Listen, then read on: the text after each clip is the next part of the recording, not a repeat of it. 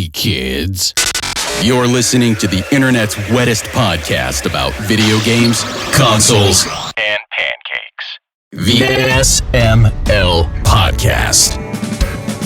Prepare for the SML Podcast.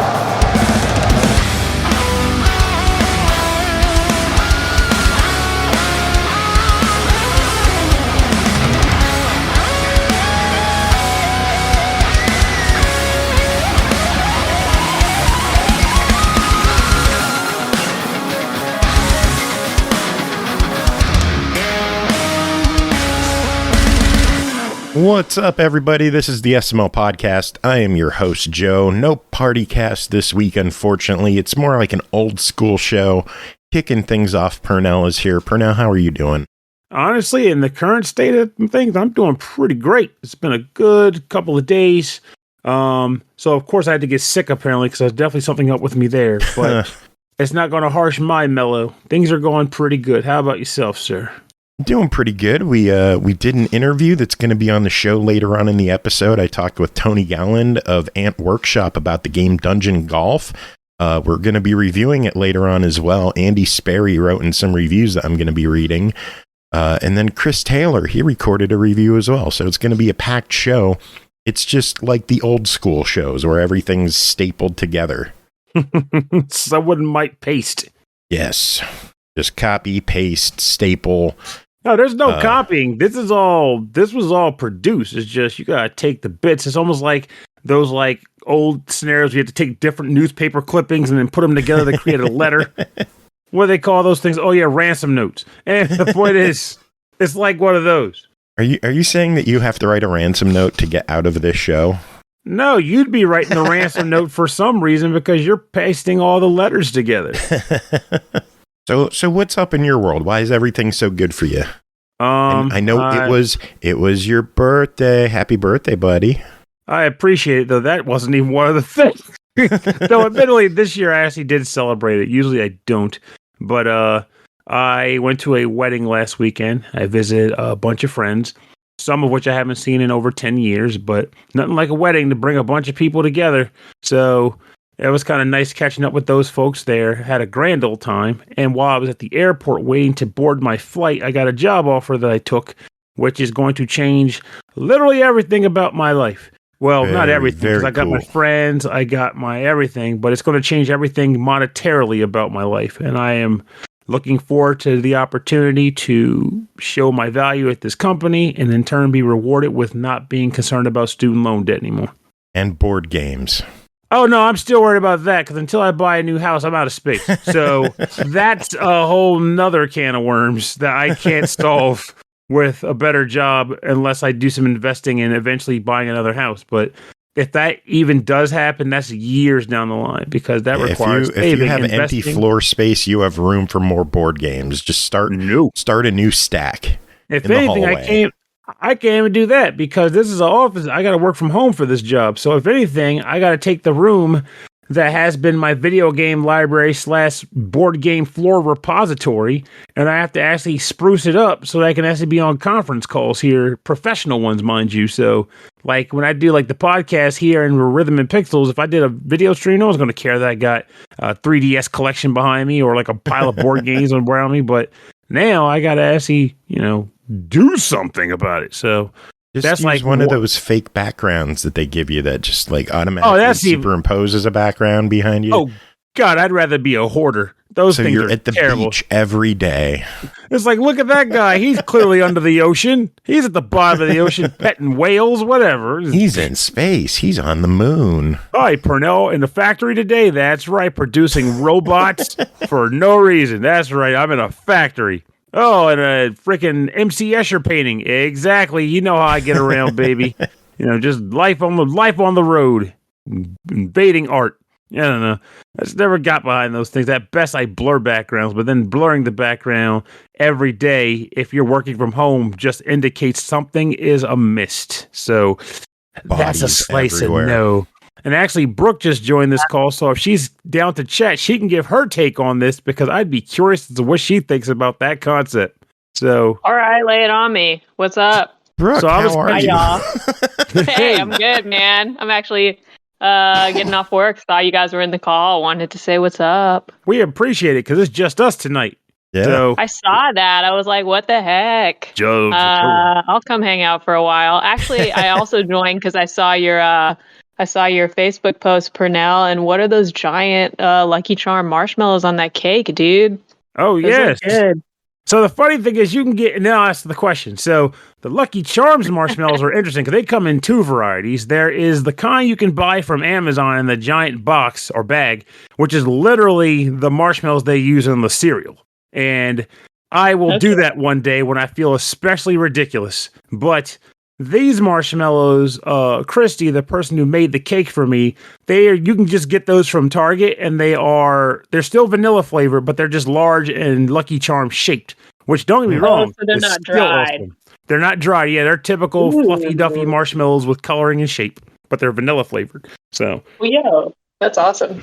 it's fantastic, and the cake is good too. I'm a strawberry nut, and it's funny because earlier today I made a comment about don't make me a chocolate cake, please make it something like strawberry or something different. Yes. And then out of nowhere, here's this strawberry cake. It's like, wow, were you reading my mind or invading my voice, my microphone? Anyway. But the question that I asked Joe earlier, because in recent events I got a new job and I will now be working from home. So Ooh. yeah, I'm looking forward to not running gas and also going stir crazy because I'm going to be talking to my stuffed Kirby over here all the time. Hell yeah. But I will now also have to do a lot of work from home meetings. And as my office is also doubles as my game library and board game floor repository, I realize I will have to do some cleaning for the room.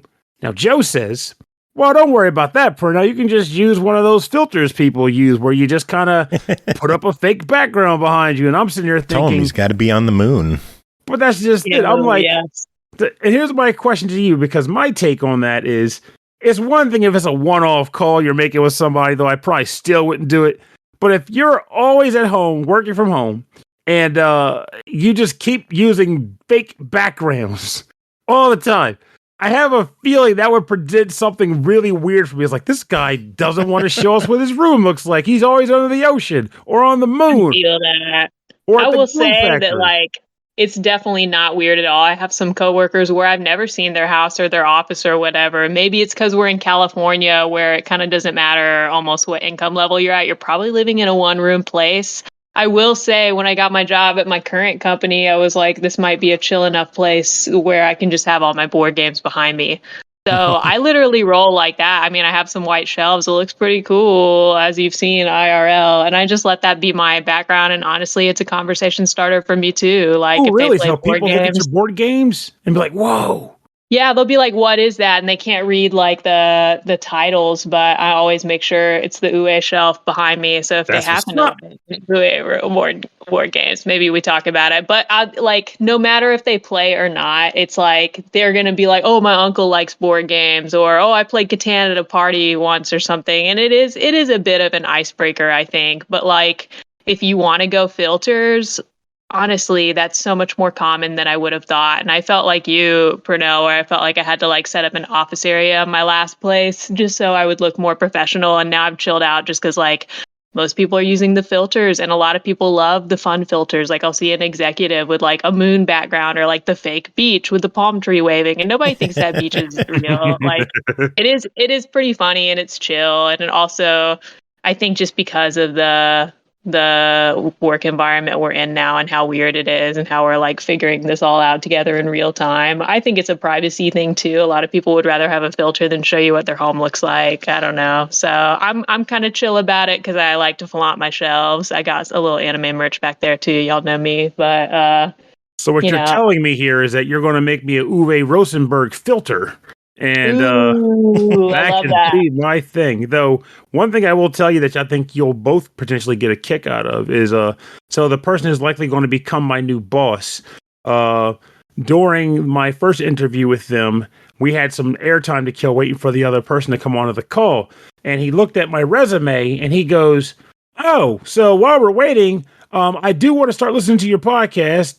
Oh my Because this god. sounds really awesome. But Awesome. also tell me about MagFest. You're associated with MagFest. It's like, well, I used to be.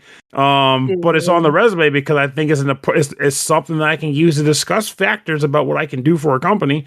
And he goes on about that. And then he talked about board games. And he's like, oh yeah, I like games too. Like I just played this game called, he started describing it. I was like, oh, Ghost Stories? Dude, there you go. He's like, Ghost Stories. Yeah, we just played it on Thursday. It's like, are you a fan of co-op games? And he goes, yes, I am. So I'm like, I recommend Aeon's End, and I started naming a bunch of games off on hyper nervous mode. I was like, here's Aeon's End. I recommend. I recommend like freaking like what was it like the freaking tournament that came up, but like that freaking game where he's like you're like the nicest around, and one of them's a traitor. But I was like, there's so many different games you can play that are like co-op based that I could totally sell you on. And then the other guy comes on the call, is like, this is a really fun call, guys, but we really got to get back to this. Like, I got you, bro. If you got any more game needs in your belt, I got you covered. He was in. I had him hooked. Dude, There you go, man. Such strong interview fodder. Stuff like that's so important because like you just showed off your smarts and that like in your spare time, like you basically exercise your brain at all times because you're an incredibly like mentally active, intelligent individual, and you got to do that in like a jokey way. Like that's awesome, man. I love this story. I didn't even think about it that way. I have another friend who has like a high intensity job, but I'm like, hey, you want to play Wayfinder? He's like, nah, bro, it's too much thinking for me. I'm like, it's what? It's like a 1.5 weighted game. It's too much thinking, bro. I'm like, okay, well. No, that's real though. I've been playing less board games since my job like description changed, and I'm finding that so interesting. I don't know if it's a phase or not, but like I feel that, man, and I'm not going to be surprised if like I change career paths again or get like a different skill set. I'm working at work, and then like it's kind of a toss up whether I can play a board game on a weeknight. You know what I mean? Like after work. Gotta get those lighter ones so you can just break it out for 30 minutes. It sounds like I gotta bring my butt out there and we gotta play freaking, I don't know, Concept or Honey Buzz, something stupid and short. I envy you that you guys have friends to play board games with. I'm just by myself with a bunch of cats. I'm going to go on the freaking internet and I'm going to look for freaking like board game communities in your neck of the woods neighboring towns. I bet something's out there. I don't need something new to waste money on. I'm broken. You don't have the way to. it is. Hey, first and foremost, let's get something straight here. You don't waste money on anything in a board game club. Everyone else does. You just show up and someone else will have a bag of games and you just say, I'll play that. Full disclosure. Yeah, and they're dying. They're like hoping. That's the ultimate thing that could happen to them, dude. I'll play that game you just brought with you. Finally, I can remove this shrink wrap. Yes. Like, telling you. I've never brought a game to board game night. Ever. Because I don't want to teach them. You have 1,000 of them. But I don't want to teach them. When I play board games with my friends, we're learning them together. When they do it, they're like, snap to it. Here are the rules. Let's get down to business. Let me sit there and teach you all how to play Ark Nova for an hour and a half. And then we'll play the actual game. I ain't that guy. I can't do it. I'm not good at teaching board games. I spaz out. So that's very real for me. Me neither. I'm telling you, there's an app. If you can regularly commit to teaching board games, especially in-depth ones, without a hinge break, that is a skill set that can get you a real job. And I am not fronting. Not fronting. That's a good point. Yeah, because like, if you don't believe me, Joe, when you're off this call, you go look up a game called Ark Nova, and you just look at someone explain that game on like a YouTube video, and you'll see like, I couldn't explain that crap. I can play it, I can learn it, but I cannot tell you how to play it. Not even close. That is legit. I'm looking at pictures of it, and I have no clue what the hell I'm looking at. You're making a zoo. Interesting. It's the zoo I've ever seen in my damn life. Real zoos aren't that hard to produce. So complex. It's so much fun, but yeah, it took me an hour and a half to have it explained to me, let alone play it. But it is also one of the heaviest games in existence right now, so that at least covers why it's so complicated. One of the heaviest is in like weight? Weight can mean two things. One, the weight of the actual box, but in the board game terms, it means how dense the rules are, how complicated it is to learn. That's a handy term. I don't know that. That's good. Oh, the game weight? Yeah. Oh, absolutely. I Yeah. actually assumed you meant like size of the box and like if there's a lot of glass pieces in there or some shit. I don't know. I really thought that. No, funny enough, Everything's the made box of for lead. Superman hates it. Not everything about. I mean, the game itself actually is a huge box too, like massive box. It doesn't even fit on my shelf properly. But yeah, Arc Nova is a gem, but it is a very complicated game. But with that said, all the mechanics work well together. Like they have a synergy to them, so that when you learn it, kind of like a video game, when you learn it, everything just makes sense. So long as the terminology is on point. I almost wish that CRYMACHINA was the first review I had tonight, because that is the exact opposite of Arc Nova's terms. Oh, there we go. We live for these moments. Yes. I mean, do you want to dive into those, or did you want to talk more? I'm okay with asking Brooke, because you and I were catching up, but when Brooke came on, we never outright said, how are you doing? Yeah, how are you, Good. Brooke? Joe's like, God damn it. I told her she could show up whenever she wanted. Oh, Like, no, I'm happy you're here. I thought it was just going to be me and too. Pernell, so it's good to have more company. Keep us in check. Yeah, this is fun. So how are you doing, buddy? I'm good, man. I've been working a lot, but it's been nice. I think my year's rounding out. We actually had somebody over to play games. I'm trying to remember the name of the game the other night because it took 4 hours to play the game. It took an hour and a half for him to teach it. I don't know how Carrie does it, man. Was it Arc Nova? It wasn't. I'm trying to remember what it was. And I was just like, man, I just been working a shitload. I was like, I'm going to play my Switch over here and I'll serve you guys snacks and stuff while you play. I was like, my brain's like dead right now. I have to. Do you remember any of the stuff, like any of the premises or like any of the stuff they had to do? Dang it. I'm going to actually text him right now because he is out. I had a long Pernell's day. like, tell me the goddamn game. I'm a phone dad. I'm going to text the couple that came over. I'm actually pumped. Carrie's best friend just moved out here. So he's so happy to have like a friend he can play board games with. He's out tonight. They live one town over. He's out tonight in a new board game bar he hasn't been to. I wasn't feeling up to it. So he's actually scoping things out. They have a game night at 7. Yeah, and he's the guy who always packs up his duffel bag with games and takes them, but he's like, I'm not going to take any. So wish him luck. I hope he's having a good time. I'm going to figure out the name of this game right now. Let's be realistic here. I don't know how he would not be having a good time at a board game cafe that has a baked-in community, being the friends he likely went there with. Because if he's just, it's like, wow, they eat children here. I can't come back. Like, I don't see that happening. So I feel like if they are board game plays, he can get a table and his friends will play with him. He will like it, unless the tables are dirty from eating. Yeah, children. he'll probably like it. They have they have cool food and drink too. I was a little jealous, but I was like, nah, I'm gonna hang out at home tonight. I'm gonna take it easy. And then you joined us. I just texted the couple. I just texted them to see what the name of the game was. It looked great though. It had a map. We love that. It had like personal maps on it too. Ooh. Now you got me wondering if it was Clinic. No.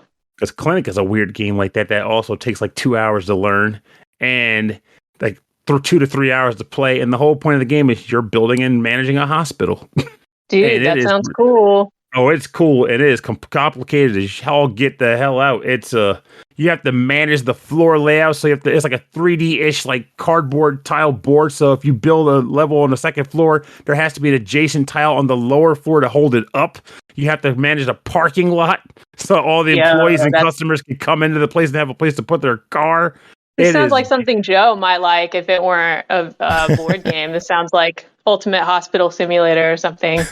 I would put it up there as being that. And there's like expansions where you can get like a geriatric ward, a morgue, a pregnancy center, all kinds of stuff. And they all come with meeples. You can get pregnant women meeples. I'm over here looking to see if there's any board game groups around me. Apparently there's one like a half hour away. I mean, half hour is not bad. My board game group is like 45. Yeah, and there's 12 people in it, so I don't know how active it is. That's fine. 12 people is fine. Again, you only need have no 3 events groups scheduled, so join it anyway. You join it, and you go, I found your stinking group. When you meet next, because sometimes those things also get their groups established, and they stop posting because they just know everybody shows up. True. So if you just put a message in there, if it's like on Facebook or something, say, hey, by the way, I just found this group. Do you guys still play and meet up? If so, where do you meet and when? And if they respond, you have a place you can go.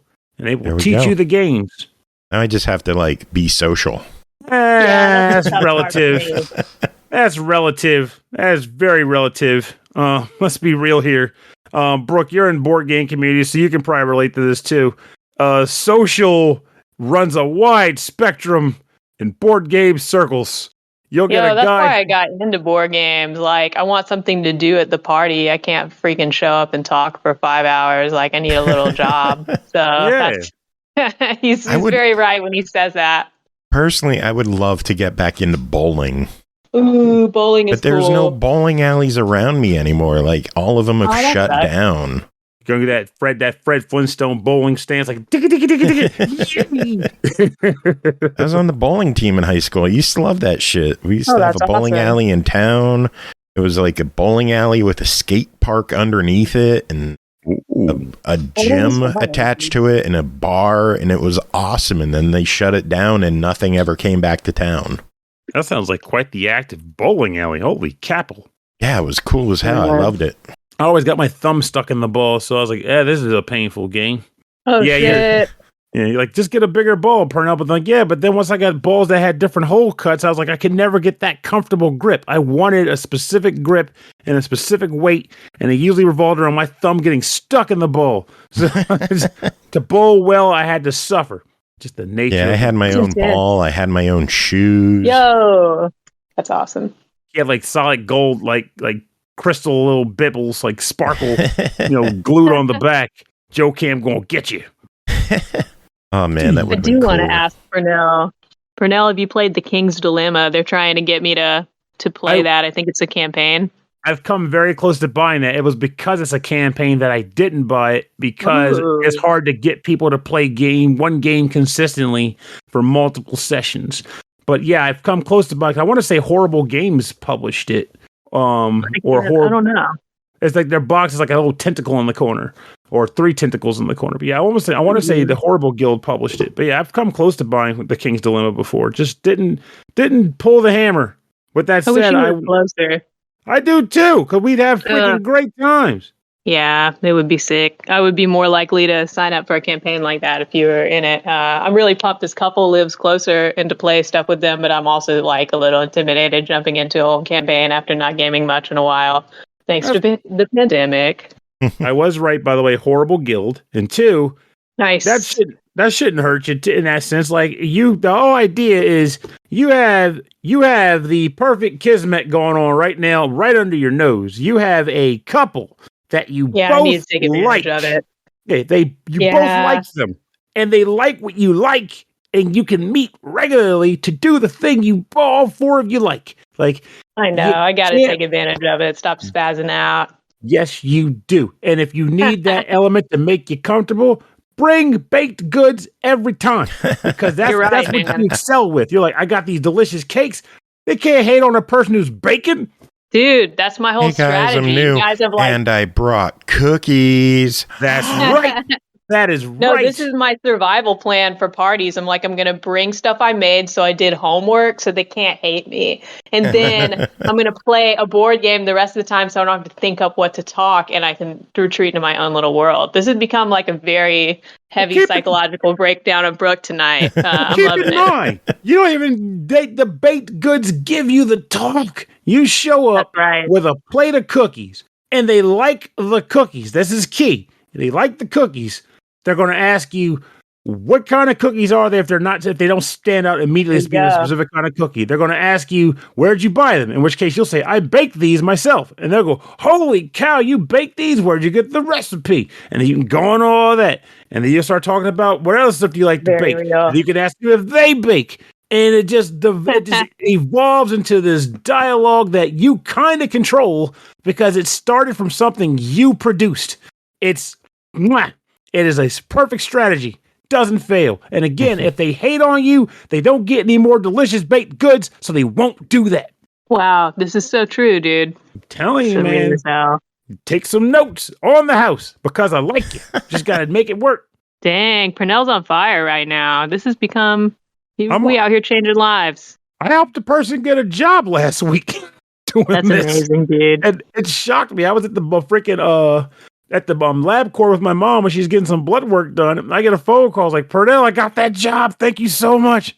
It Dude, worked. that is awesome. So shoot, I'm on fire. I'm waiting for the freaking other shoe to drop right now because this has been creepy, uncanny. Things have been good for too long. Aliens are coming. They're going to abduct me. And Yo, That's that's good when real as things are hell. good. make me play Dragon's Lair over and over again. Not looking forward to that. This is an experiment. How long till one human cracks playing this god awful game? Shaq Fu again, son of a. No! Attack! Dude. That's I've been right. feeling good lately, and I've been like, man, things are too good right now. And I asked Carrie, I was like, dude, am I dying? Like, is this a make-a-wish thing? Is that when he Was started to everybody melt? getting together behind my back and being like, how are we going to make Brooke happy, man? It's her last year on Earth. And he's like, stop. Don't Jesus. talk like that. It could have been worse. He could have been like, everything's fine, Brooke, as he starts to melt into the floor.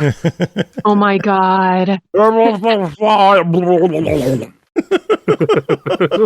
Like, what the hell? Oh, God. I was right. Graphic. I'm trapped in the Matrix. Person Yeah, in the dude. apartment downstairs is like, what the fuck is coming through my ceiling? Oh, my God. It's so drippy. There's eyes. What the? They're looking at me. They're asking me to get a bucket. Root beer saying you need a third podcast. I agree with this. My God. I don't even know what it would be at this point. Just like bonkers Just a tales from one-man the show. beyond. Just talk. I'd From the listen, beyond. Someone might listen. Might be you. No, that's this show. The Let's answer get- is no one. Nah, No. root beer is right. Dude, root beer is right there. Have you seen our YouTube numbers lately? Good God. They are horrible. Hey, It is- I don't know what the. Hey, all I know is none of us in this chat know the secret to pulling in numbers. I don't get it. I've seen some really just wookie dookies getting some hits. I don't Yeah. understand it, and I choose not to bother. At the end of the day, just like with our show, if you're having fun doing it and you're enjoying interacting with people, whoever listens, that's all that matters. That's enough. We're sitting here having Indeed. a conversation right now about freaking bubbling people in a fictional reality, and we're having a good time doing it. So, hey, we're getting games for it. We're having fun discussing it. That's about all that matters. Yeah, I always say as long as we have stuff to talk about and games to talk about, I'll keep doing it. Which leads us to the topic at hand. We should probably get to reviews. Oh, segue. I will Yeah. fade into the background and support Pernell. I'll be here. All right, Much And thanks. Joe, of course. We Well, appreciate you. Pernell, you ready to kick things Yeah. off? Let's disco duck. All right, first game to talk Yeah. about tonight is CRYMACHINA, developed by FURYU Corporation, published by NIS America, released October 24th on Switch, PS4, PS5, and PC for $59.99. CRYMACHINA is an action RPG where mechanical girls strive to survive in a post-apocalyptic world to become real humans. But what does it mean to be a real human? Pernell, what is CRYMACHINA? So, CRYMACHINA is a game that features a main character by the name of Leben Destel. And the whole idea here is that she died. She died during a time where illness was ravaging humanity. And she died cursing humanity because she thought she is very much a misanthrope. I can understand that sometimes. She goes out that way. Then she wakes up one day and she's not quite herself. In fact, she is a machine or a hybrid of a machine and with a human personality embedded in it. And she is tasked with the concept of, or the idea that she is 2,000 years into the future where humanity has died out. And right before the last embers of humanity fizzled, they sent a spaceship into orbit that is manned by a series of 8 mechaloids that were intended to sort of reproduce humanity from data and mechanics after a certain point in time once they perfect the way of which to do it. However, unfortunately, this whole thing has gone haywire. The personalities are fighting each other. And now one of those personalities, Inoa, has resurrected you and 2 other girls with the intent being to take back this ship and right the wrongs that have fallen upon it. How do you right these wrongs? By becoming human, or the most human thing on the ship. And funny enough, the way they outright put it in a narrative fashion that you are meant to become more human is by acquiring experience points. which I kind of thought was hysterical, but also very on the nose. So this is done by way of the gameplay. So now I'll start to discuss how the game flow works. You are in what's called an imitation garden. You and the three other two girls will converse with Inoa through what's considered tea party time. The tea party events are just dialogue segments that are meant to both move the narrative along and also just kind of give you some exposition on the individual characters, their backgrounds, what makes them tick, etc., etc. Once you have finished doing those, or rather whatever ones you want to listen to that aren't required for the story, you are then tasked with entering a stage. Stages are coordinates that take you to different places on the space station that can be ruled by individual computer, I guess personalities, I guess I'll call them, mechaloids, I don't know, that run the individual stations. And you have to go to these environments and recapture them so that you can further get around and potentially make your way to, I don't know, just victory in that sense. Defeating, the opposing mechaloids and making it so Inoa becomes the, I guess, primary wielder of the power on the ship as you become more human so that you can eventually become the dominant one that can tell everything what to do. Once you choose a location, you have to choose one of the girls, unless the narrative tells you who you need to choose, in which case they are going to go onto the level. And then you are sent to progress from beginning, middle to end of the stage, defeating and ultimately a boss, and then progressing onward. The gameplay as you progress through these levels, however, is it's fast, frenetic, but then I'll say some other things. So when you start out, throughout the entire game, you have your primary weapon, which can be kind of hammered home by pressing one of the buttons on the screen. There's a launch button that you can press as well to send enemies up into the air, and then you can press it again while you're up in the air to smash them back downwards as well. The launch doesn't always work though, because you have to actually bludgeon an enemy enough with your primary attack to essentially reduce their resistance to launches. Once that happens, you'll see the words weak appear above his head, and you can officially perform a launch function. Send them up, send them down, and then if you mash two buttons together, basically the launch button and the guard button, you can do a finishing assault and do extra damage to them. You have access to a guard button, guard doing what the heck you think it does. It guards. However, there is a sort of parry mechanic that you can utilize when an enemy flashes a purple X on the screen. You can time your guard to basically stop the attack, give yourself some time, and pretty much wreak havoc on the boss or enemy at that time. So the last element to the attacks that you get, aside from an overcharge meter for the most part, is the left and right shoulder buttons of your character have, I guess, pods, I would call them. And the pods produce special attacks that you can utilize as long as you have energy at the bottom of the screen on your energy meter to perform the attacks. There is a regular version of the attacks, and there's also an EX version that can be performed if you fulfill a certain condition, such as, for example, if you are right up on an enemy and you use the attack, it'll be different than if you were using the attack from a distance. And there are a variety of these you can select and equip in different slots, and they each take different amounts of the gauge required to propel it. You might be asking yourself, why is he saying the gauge, the attack, the thing? And I'll tell you why. It's because they did that thing games like to do sometimes, where everything is a convoluted term to represent something that they already have a word for. And quite frankly, I just stopped caring real quick. I don't care about my ego, which is used to power up my id, and the id has 4 characteristics such as Unga Bunga and Shinga Dinga. All I care about is that I want to level up my attack, my defense, and the stats that I am well familiar with. Yeah, I'm not going to go so far as to say that it's not thematic. If anything, it's extremely thematic. Just sometimes you just don't want to think about those things. You just want to level up a character and beat things up. And frankly, that's kind of what I did. You can level up in 2 different ways in this game. You can spend experience points that's earned from the levels to just kind of level up a base experience stat on each individual character. As in, it's not used for... You not level up all of them at once. You level them up individually with a base experience point pool. This basically builds up their HP, essentially. In addition, though, you get ego, which you obtain from the tea party conversations. You can use that. Also, I think you can find it sometimes on the levels, too. But you use that to level up individual stats on the characters.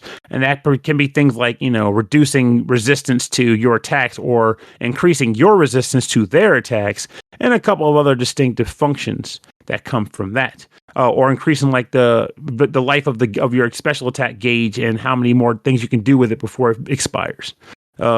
So, with all that said, I did a lot of rambling on that, but I should describe my likes and general dislikes for the game, because what I just described is pretty much the entire flow of the game. You do a tea party or more, which, by the way, I am a fan of tea party, so I loved that part of the game. I don't care what anybody says, masculinity be damned. I like tea parties. And I like character dialogue and descriptions. Oh, look who's here. Aki's here because Brooke's here. So, I guess this is a PartyCast shit. Oh, mercy. So, like I said, so you have tea parties, and after the tea parties go, you then proceed to choosing a character. After you level them up using whatever experience points or ego you have, you can equip them with armor and equipment to bolster their defenses and attacks, and the equipment has some sub abilities as well. Then you proceed to go into the level, mash a bunch of buttons, and get from beginning, middle to end. Sometimes there's like alternate routes you can find in a level too, even though all of it is fairly linear, and those routes can lead to like bonus hard battles or just equipment drops and the like. The game itself, I do find, is fun from a combat perspective and a tea party perspective. However, the dilemma comes in two ways. One, combat becomes very samey, very fast. This is a game you'll want to play in spurts, folks. Do not try to marathon this bad boy, because even if it's short, you still want it to be a savory short, not a I'm bland and I'm ready to just burn this thing to the ground short. So yeah, take it in spurts. Second thing is, obviously this could just be a Pernell problem, and I'm fine with that if that's the case. I'll own it, but I'm going to still state my experience with the game. Parrying in this game starts out seeming pretty reasonable. You know, an enemy does a purple flash, bam, I'm going to block this thing. The moment you start fighting like humanoid enemies and stuff, like as bosses particularly, throw that crap out the window, because it's something about the timing of the guard for a parry and the timing of the actual purple flash for the execution of the attack that requires the parry, combined in addition with you wailing on the enemy as best you can. Getting all that right is extremely rough, and the enemies will brutalize you if they get a chance to. I'm talking, you have an 8,000 hit point meter, and one good attack from them will drop 3,000 of it off. So, and no, I was not playing on hard mode as I usually do. This was me playing on normal mode, like the basic default difficulty. And you can't over level, though you can, I guess, to an extent, because there is a recommended level on stages, and you can exceed that, but you can't super over level, because there are max levels that you get until you progress past certain narrative points, in which case they increase the level cap, and then you can level up beyond that. So no going for level 100 by grinding the first stage, folks. That's not happening here. So I want to say, and the other thing was, the combat can be samey, but also the levels themselves can seem samey too. Now, admittedly, I'm not going to 100% fault the game for that. Someone can totally show me a game that does this differently, though, and I'll say, okay, I guess I can fault the game for this. But the entire game takes place in like a freaking like spaceship, cybernetic spaceship with like freaking, you know, like I guess like digital communities out of the Matrix or whatever. But a lot of the levels look very similar to each other, like, you know, open space-wide corridors and, you know, narrow space-wide corridors and cubes and diodes and whatever. It looks beautiful, though. It's just very, very samey. But for me, though, I will say the game isn't bad. It is enjoyable when you take it in bits and elements. Prepare to get your ass whooped, though, and prepare to read some terms that you don't give two hoot magoots about. Don't forget about determining what armor was good and what was bad, because it's one of those scenarios where the letters that are joined together to form the name of the weapon and armor don't mean anything. It's like Axiom Q by 76G. It increases my hit points by 1,000. That's cool, I guess. But if you're okay with just saying, hey, this thing looks like it has better stats than that thing, that's fine. But don't expect to be reading the names of the equipment off. You'll kick your butt. You'll kick yourself in the butt for that. So, but I think it is worth playing in bits and installments to experience the narrative itself, because I do believe that FURYU is pretty good at writing these stories. I like the Crystar story. I like this game's story. But you do need to play through the game to get to that story. And the game, not bad, but can get to be pretty samey. Well, it clocks in at $60. What is your verdict? I'm giving it a try in that regard. It might not even hurt to wait for it to go on sale a bit, though, as we all know, money is your money. You buy when you want. But it is definitely at least a try in my eyes. Cool. All right, next up is Laika, Age Through Blood, developed by Brainwash Gang, published by Headup Publishing, released October 19th on PC for $19.99. Laika, Age Through Blood is a Western-inspired Motorvania set in a post-apocalyptic wasteland. A story about a tribe oppressed by occupant forces and the personal story of a mother coyote warrior who descends on the endless path of vengeance to take back what her people lost. Andy Sperry wrote a review for this one, and Brooke, you're going to read it, yes? Hey, surprise! I'm contributing. Yay! Want to be like Pernell. Okay, y'all ready for this? Y'all ready Laika. for this? I knew he'd take over. Thank you, Pernell and Joe. Thank you, guys. All right. Laika, Age Through Blood, presents a harrowing narrative set in a post-apocalyptic world where Laika, the lone gunslinger, that's you, Pernell, embarks on a vengeance-fueled quest following the death of a young townsperson determined to end the reign of terror imposed by ruthless enemy birds. That's a lot. We covered a lot in that sentence. The unique twist lies in Laika's family curse, granting them the ability to return from the dead.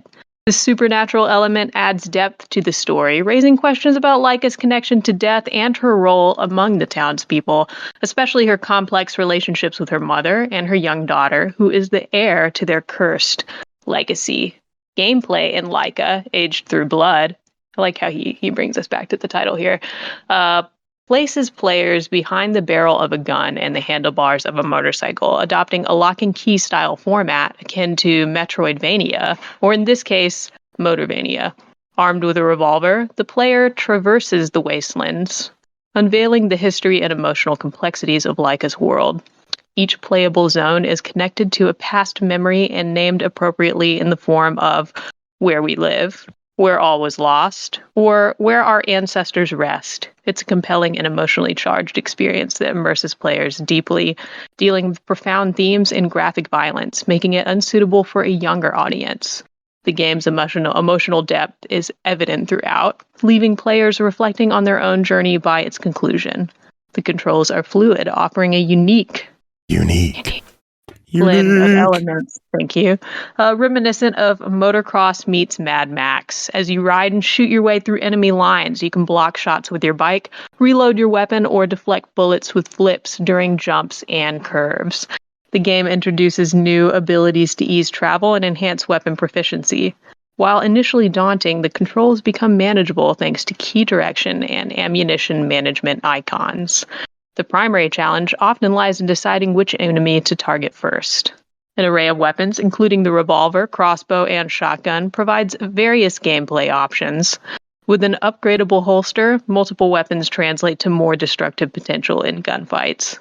Collectibles and temporary upgrades enrich the experience. While driving through the wasteland, you'll gather items that can be combined to create recipes for enhanced stat boosts.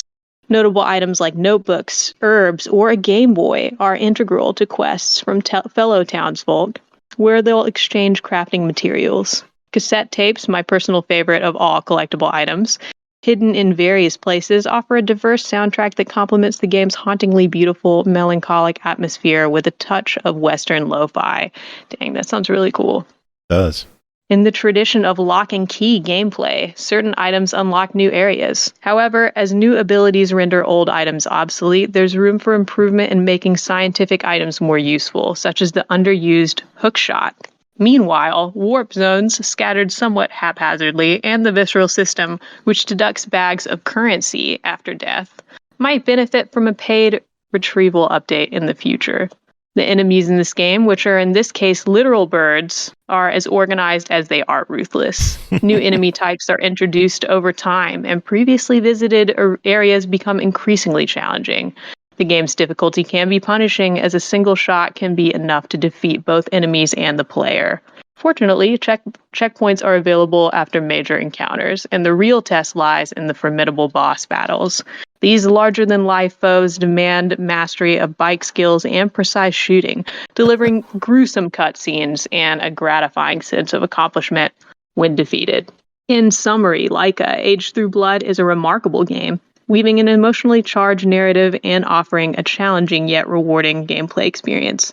I heartily recommend it, with the caveat being that it can be tough at times, but ultimately worthwhile in the end. While it may not clinch the title of Game of the Year, it certainly ranks among my personal favorites of 2023. Thank you so much for reading. Signed, Andy Sperry, quote, Sperry Berry Beast, unquote. Very good. It sounds Thank really you. cool. I'm looking Actually at some of the cool. I'm looking at some of the clips on Steam, and it looks brutal. So I think this one might be coming to console. I don't remember for sure. I should have double checked on that, but it looks badass, and I'm gonna have to give it a go. So I just have to Definitely chuckle today, like intrigued. we need to come up with another word to lead the word Vania. How do we lead Vania now? Motorvania. Who'd have thought? My God, That's great. Jesus. And we got our 2 uniques in there. We will We never did. leave Vania. You're just going to have to deal with it, Pernell. Where's my cooking Vania? Yeah. Well, Make that's it easy. happen. Cooking Mama. There you go. No, That's cooking not a mama's not a Vania. cooking Vania. We need the Vania. yeah, We need the Vania. We need a traveling chef that's going around. I guess that might be Yeah. that freaking. I know a Like, couple anime that could be turned into this game that you want. Yeah. Actually, same. very easily. that could be Dungeon Munchies. Actually, now I think about I it. would play it. I would play it, no questions asked. Yeah, Oh. I feel like there is a cooking game that's based on that, but I don't remember what There's it's gotta called, so I'm be. not sure. The thing is, I want it to be an actual cooking game. Like I'm thinking Dungeon Munchies, but Dungeon Munchies is just combine things to get thing. I want you to actually cook like something like Cooking Mama. But Okay, then I you don't like, know if there's one that's quite that in depth. I know there's one where you go and you kill things, including monsters that are like plant monsters and stuff, to get parts from them in order to make food. But I don't think the actual cooking process is anything. is that Monster Menu? I have no idea. As I said, I have no idea. I'm just naming random games that I know We reviewed exist. that. Monster Menu. Come Anyway, on, Cooking Mania. Pernell's talking about one dungeon, but we got to talk about an endless dungeon. That's not a Developed by- plumbing Mania. Damn it, Pernell! That was such a good transition. Damn, that was wasted. All right, next game, Endless Dungeon, developed by Amplitude Studios, published by SEGA, who provided this code. Released October 19th on Xbox One, Series X and S, Switch, PS4, PS5, and PC for $29.99. Endless Dungeon is a roguelite tactical action game set in the award-winning Endless Universe. Recruit a team of shipwrecked heroes, plunge into a long-abandoned space station, and protect your crystal against never-ending waves of monsters, or die trying, get reloaded, and try again. Pernell, was there a lot of trying in this, or did you do pretty good?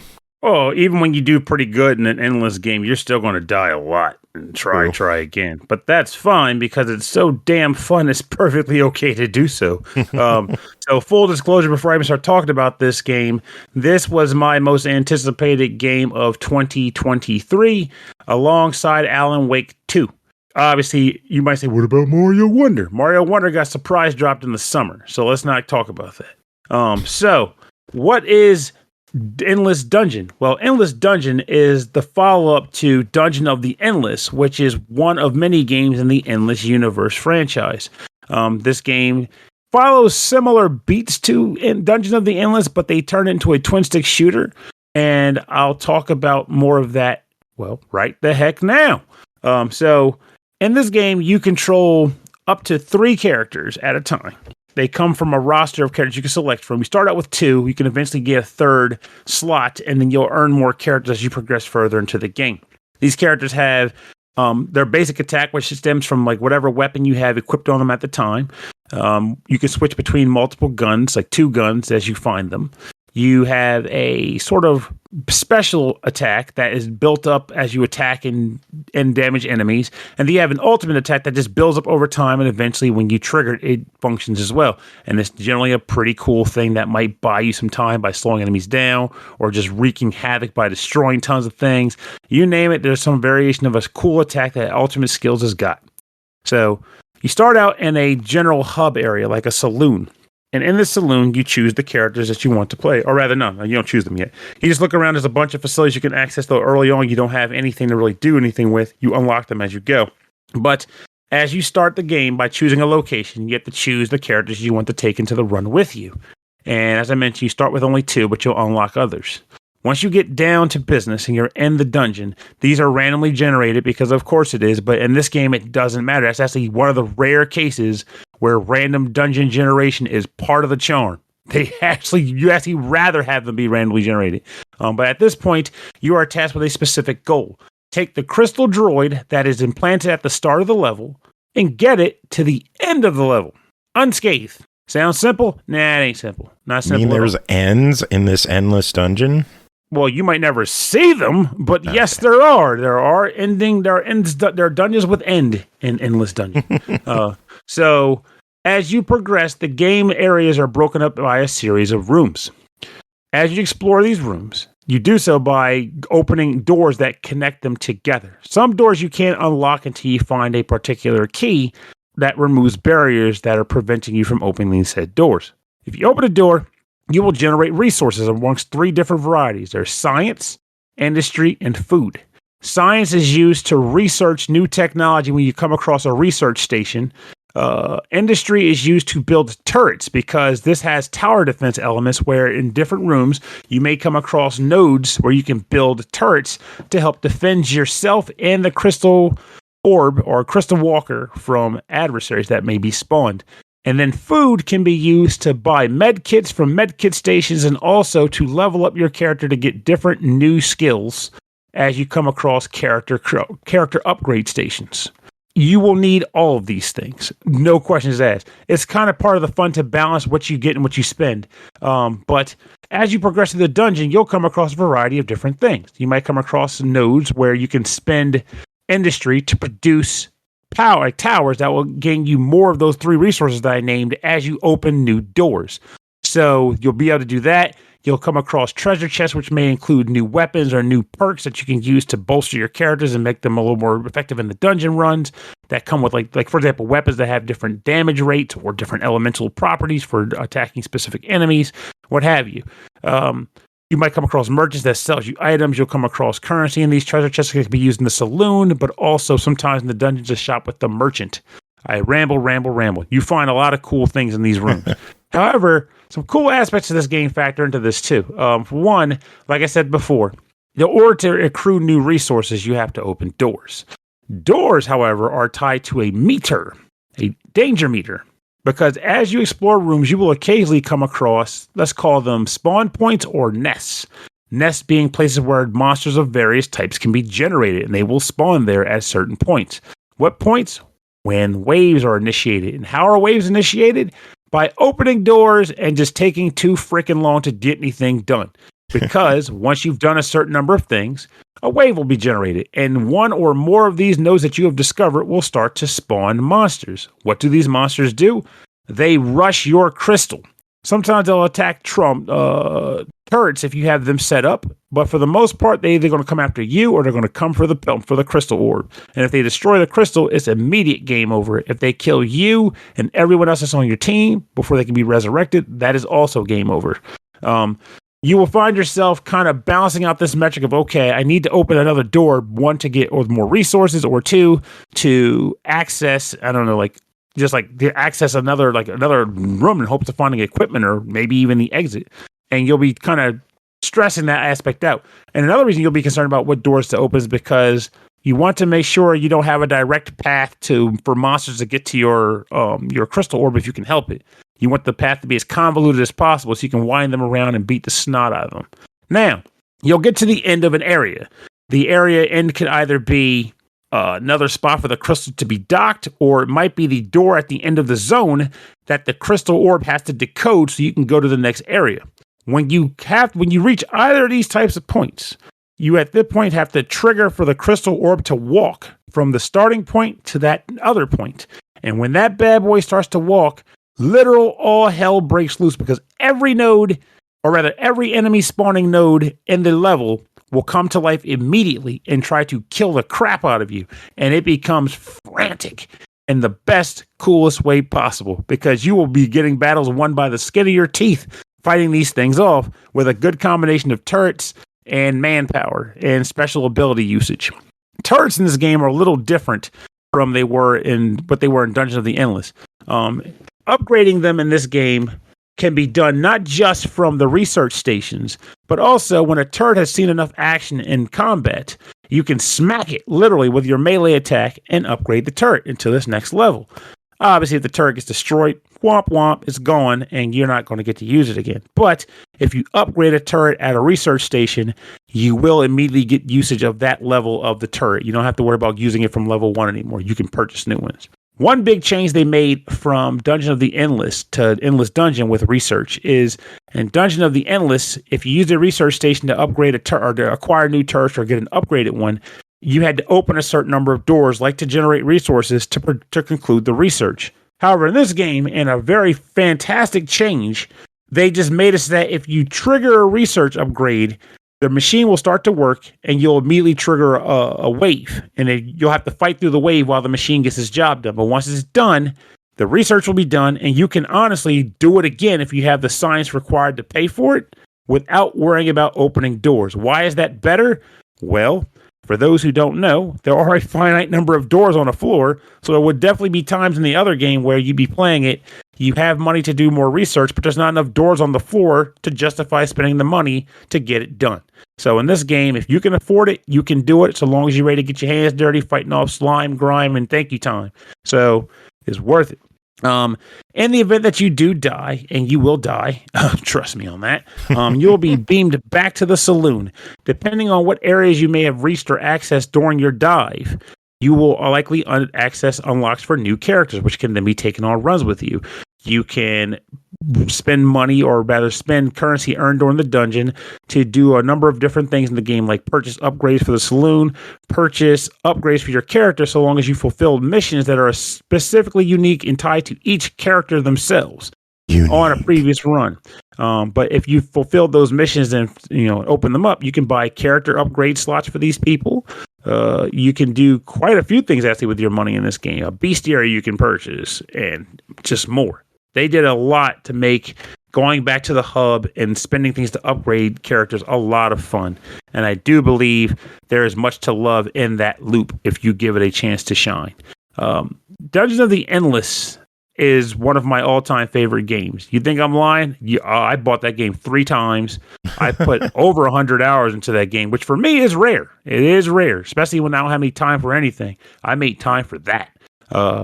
It's one of my favorite multiplayer games. I feel like this game, while not as good as Dungeon of the Endless for personal reasons, it's still a fantastic game.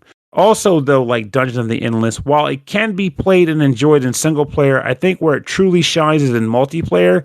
So beg, plead, hold your friends up at gunpoint to buy this game so that they can play it with you, because again, this works. I actually had to beg my friend to buy this on, I know Joe's going to hate this, I had to beg him to buy it on Steam instead of Xbox because I wanted to play it with him. And I didn't want to have to buy it again to do that. And I would have done so if I needed to.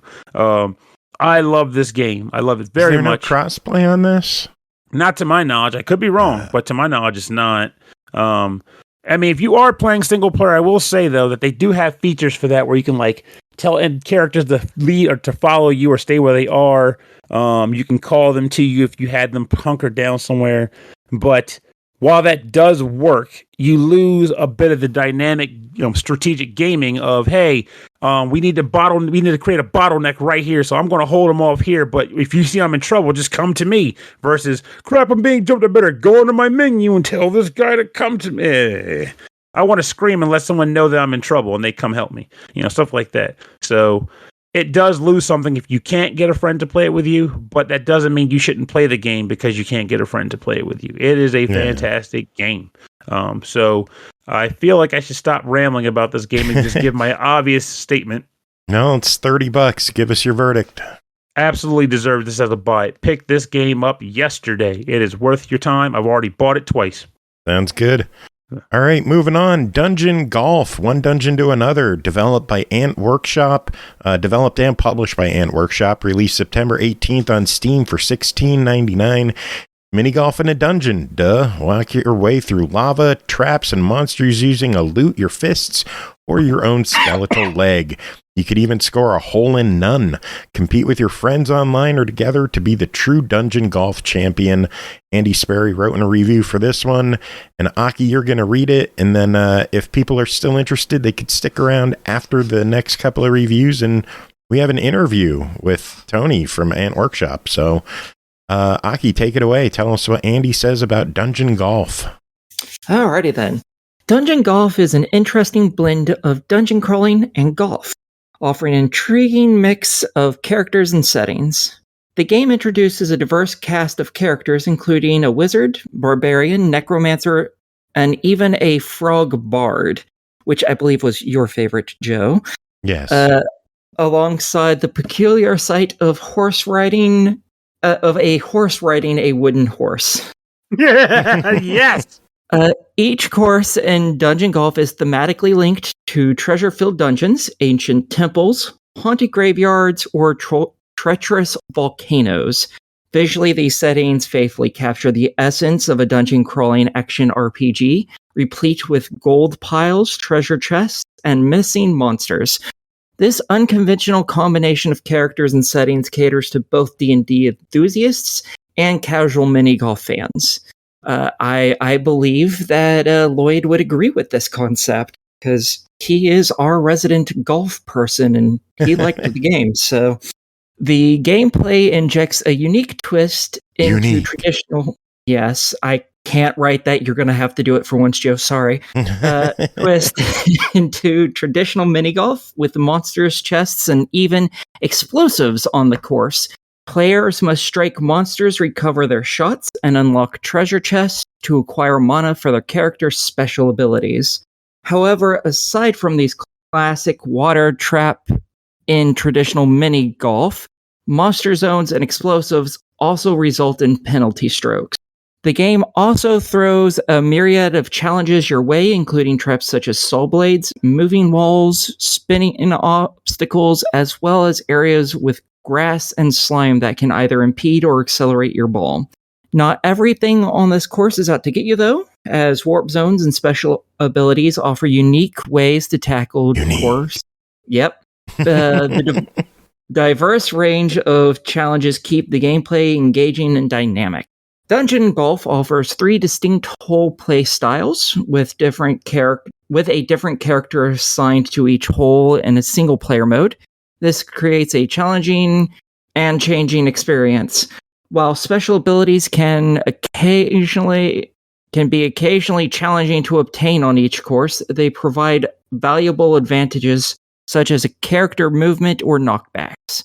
Aside from special abilities, each character also has the unique ability to control the ball's trajectory after it's hit. One notable challenge in Dungeon Golf is that most holes typically require 1 or 2 shots, sometimes 0, to reach the goal, provided you have the skills, mana, and the ability to fend off enemies and collect treasure chests efficiently. This proves to be a significant difficulty, particularly on timed holes where the ball seems to waste as much time as possible once it's been hit. I can imagine. Sponsorships make an appearance in multiplayer mode, offering extra abilities like power shots, larger tee-off zones, increased accuracy, or more mana in chests. However, the use of sponsorships can be a drawback since they are exclusively available on specific multiplayer game modes. Finding online opponents can be challenging due to the game's recent release. The option for local co-op and player versus NPC challenges is available, but some improvement is needed on the game's AI development and interactions. And by that, they mean sometimes the AI is kind of crap, and sometimes the AI is stupid good, apparently. Yeah, we talk about that in the interview, so it definitely comes up. In summary, Dungeon Golf presents an intriguing concept with plenty of potential, followed by the need for a few minor refinements. Diversifying character abilities provided the option to select characters for single-player holes would enhance the experience. Stopping the timer between shots on timed holes and ensuring the ball stops faster would smoothen the gameplay experience. Reducing the wait times to watch NPCs in cup games and incorporate more straightforward shots on courses would also be appreciated. While Dungeon Golf shows promise, it currently feels like it could greatly benefit from these integral improvements to become a more enjoyable gaming experience. Given that it's still in early development, and this is my own personal opinion, I would recommend trying it out. As with a few tweaks, it has the potential to make waves in the golfing game category. And I can agree. It's definitely rough around the edges, but I think if they keep at it and work with the AI a bit, I think this could be a fun online game. I'd love to play online some. So yeah, get access to it. All right. Thanks, Andy, for writing that in. And we got one last game to talk about with this group of folks called Wizard. Wait. Before we start the next one, I got an answer for Pernell on what game was played Saturday. It's called Bitoku. Oh, God. You guys played that I game. didn't play it. I played a scary visual novel that will not be discussed about 5 feet away while I served everyone, including myself, pumpkin-flavored snacks. So let's just get this. So I almost bought Bitoku 2 packs ago, and the reason why I didn't, because the game is freaking beautiful as all get out. But It's gorgeous. That is true. Yes, but the board is freaking massive. So it's a huge board. It's bigger than my table. I don't know how I'm going to get players on there to play it with me, and it's an extremely heavy game, and I still want it. I don't know how it rates right now, but I still want the game. It'll probably be at PAX this year, too, to be perfectly honest. But, oh, God. I'm glad I actually recognized, oh, yeah, Bitoku. I always wish you guys lived near me or vice versa. Because I could actually play, like, hey, you guys have Bitoku, I can play your copy and not spend money on my own or go to a bar and play it. Like, it would be great. That is what's good about having a board game group. Like, everybody pays for, I don't know how much a game like that costs, like $80. It was about $80. Yeah, it seems like it has a lot of components. It's really pretty.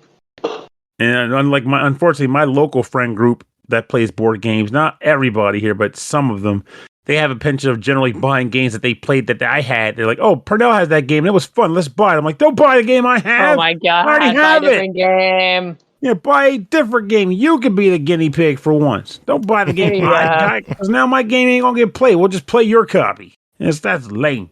So, but I always rip people. Don't buy games I have. That's just ridiculous. That's just disrespectful. That's right.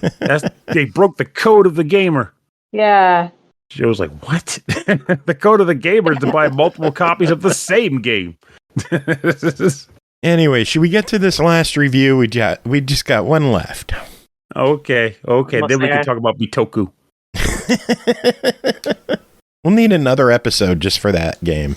But final game to talk about is Wizard with a Gun, developed by Galvanic Games, published by Devolver Digital, released October 17th on Series X and S, PS5, and PC for $24.99. Wizard with a Gun is an online sandbox survival game for 1 to 2 players set in a magical wilderness fraught with dangerous creatures and arcane mysteries. Embark on a journey alone or with a friend to collect, craft, and outfit your wizard however you see fit as you explore the unknown. Pernell, what is Wizard with a Gun?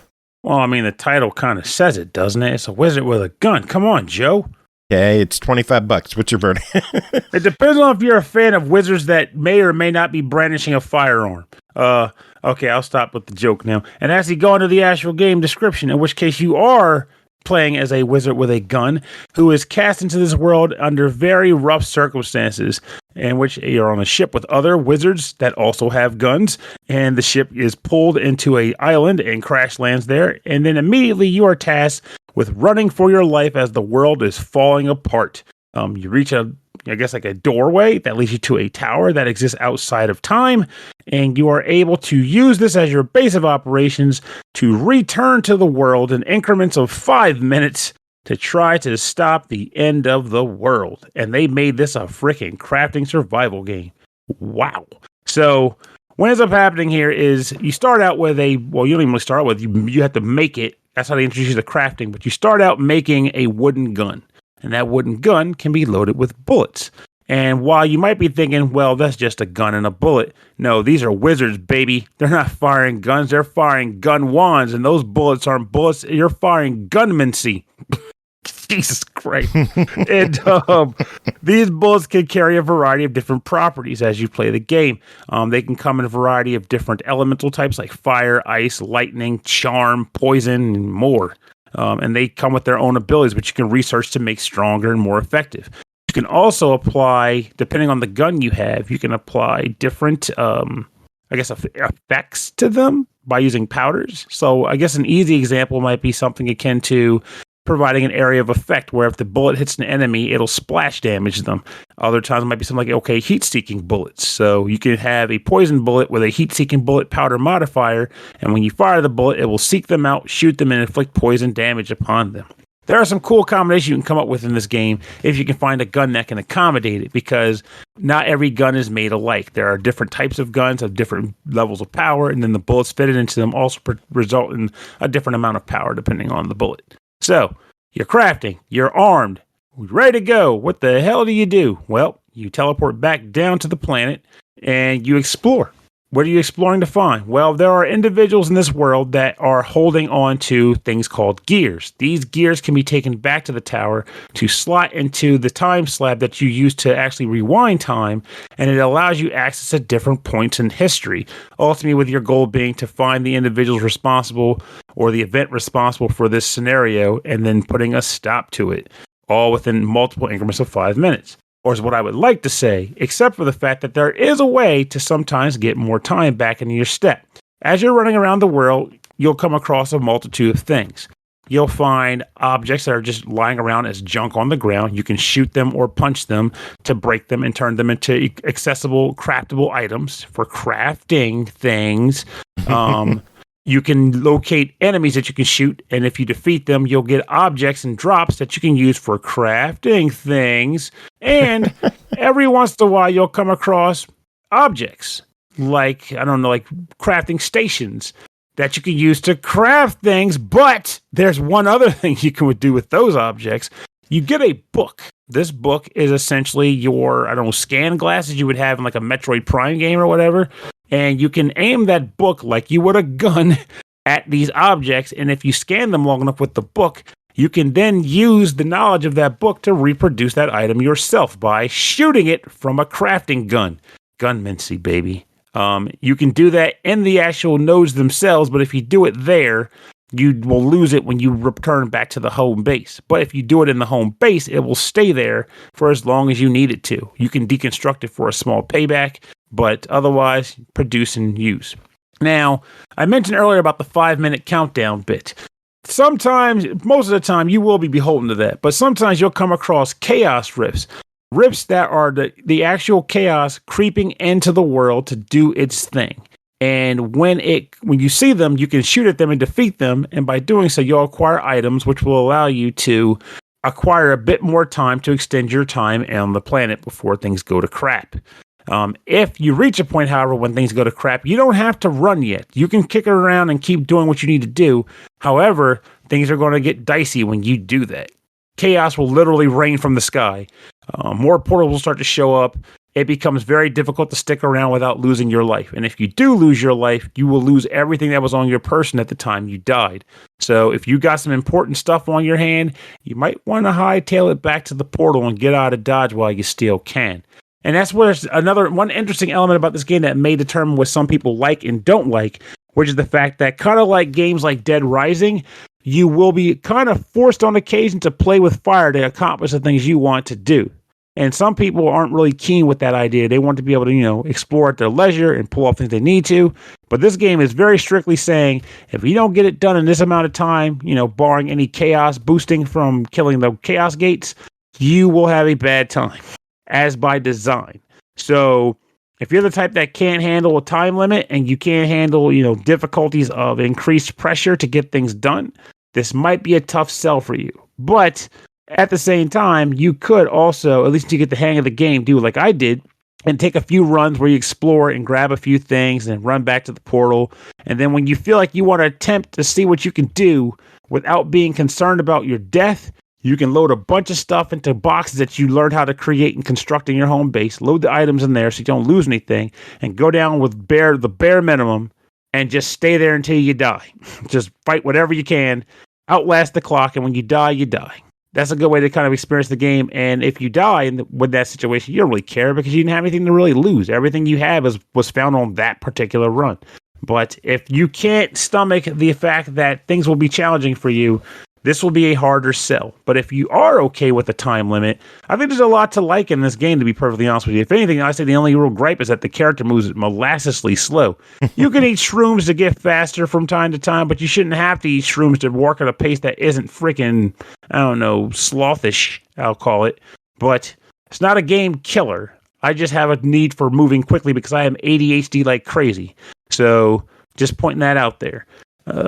Also, if you're not much for inventory management, this might be a little bit of a brute for you, but just make a bunch of boxes and learn to sort things out. You can have a box for nothing but wood and metal, one box that's nothing but plant life. You can do all kinds of cool stuff if you want to organize it, but it's a fun game.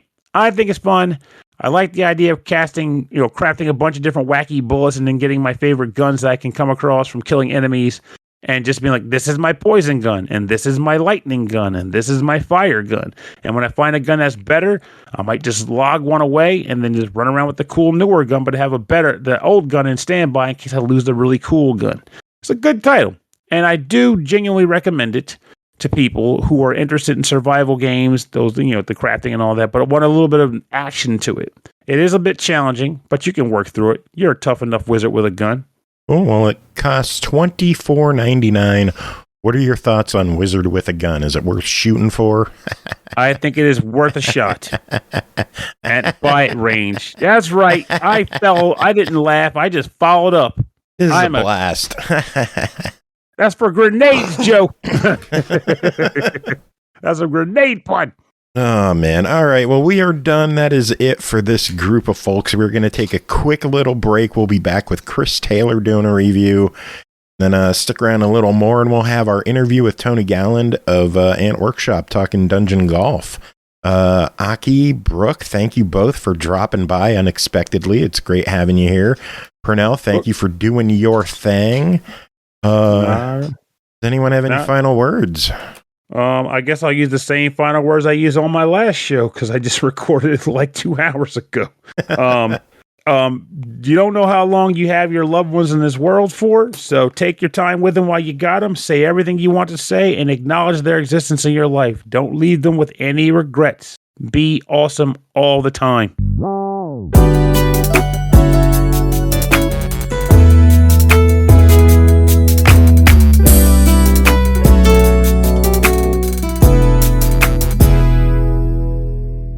All right, and finally tonight we are bringing in our good friend Chris Taylor. Chris, where were you for the PartyCast? I'm a ghost of ghost of SML past. Of SML past, yeah, who is forced to repeat this recorded bit of the podcast. There were no technical issues. I don't know what you're talking about. No Never, technical issues, only ghosts. Ooh. Spooky. Is your game spooky? Did we tie that in? It's got a little bit of spookiness to it, yeah. It's about murders and stuff. Cool. And one of them's a ghost story, so...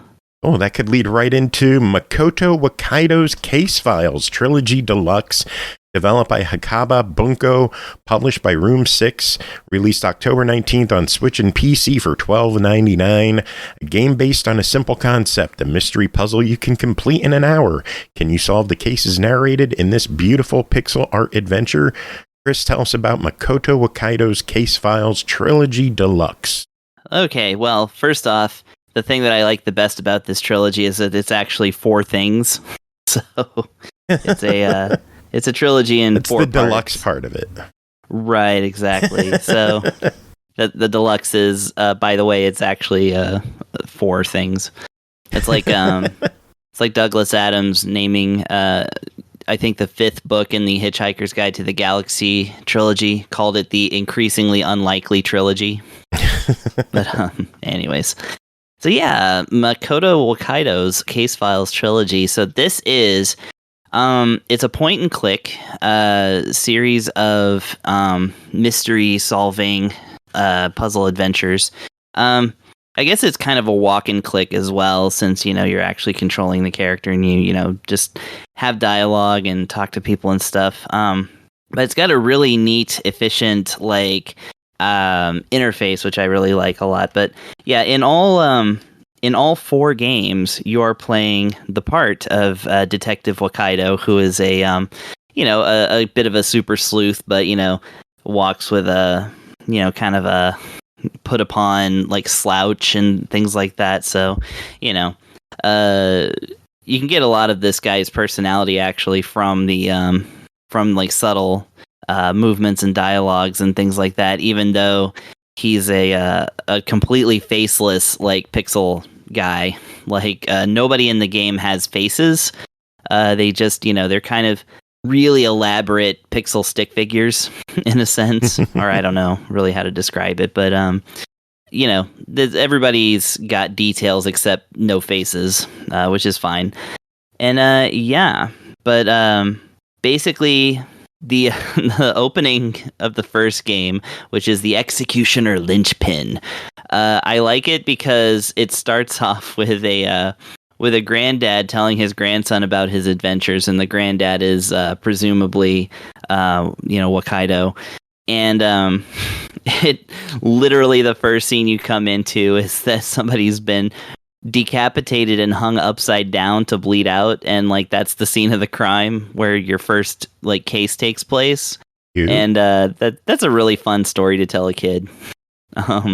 But yeah, that's where your adventure starts. So your guy, basically the thing that you're supposed to do is you walk around the crime scene, talk to the cops who are there putting together the scene of the crime evidence and things like that.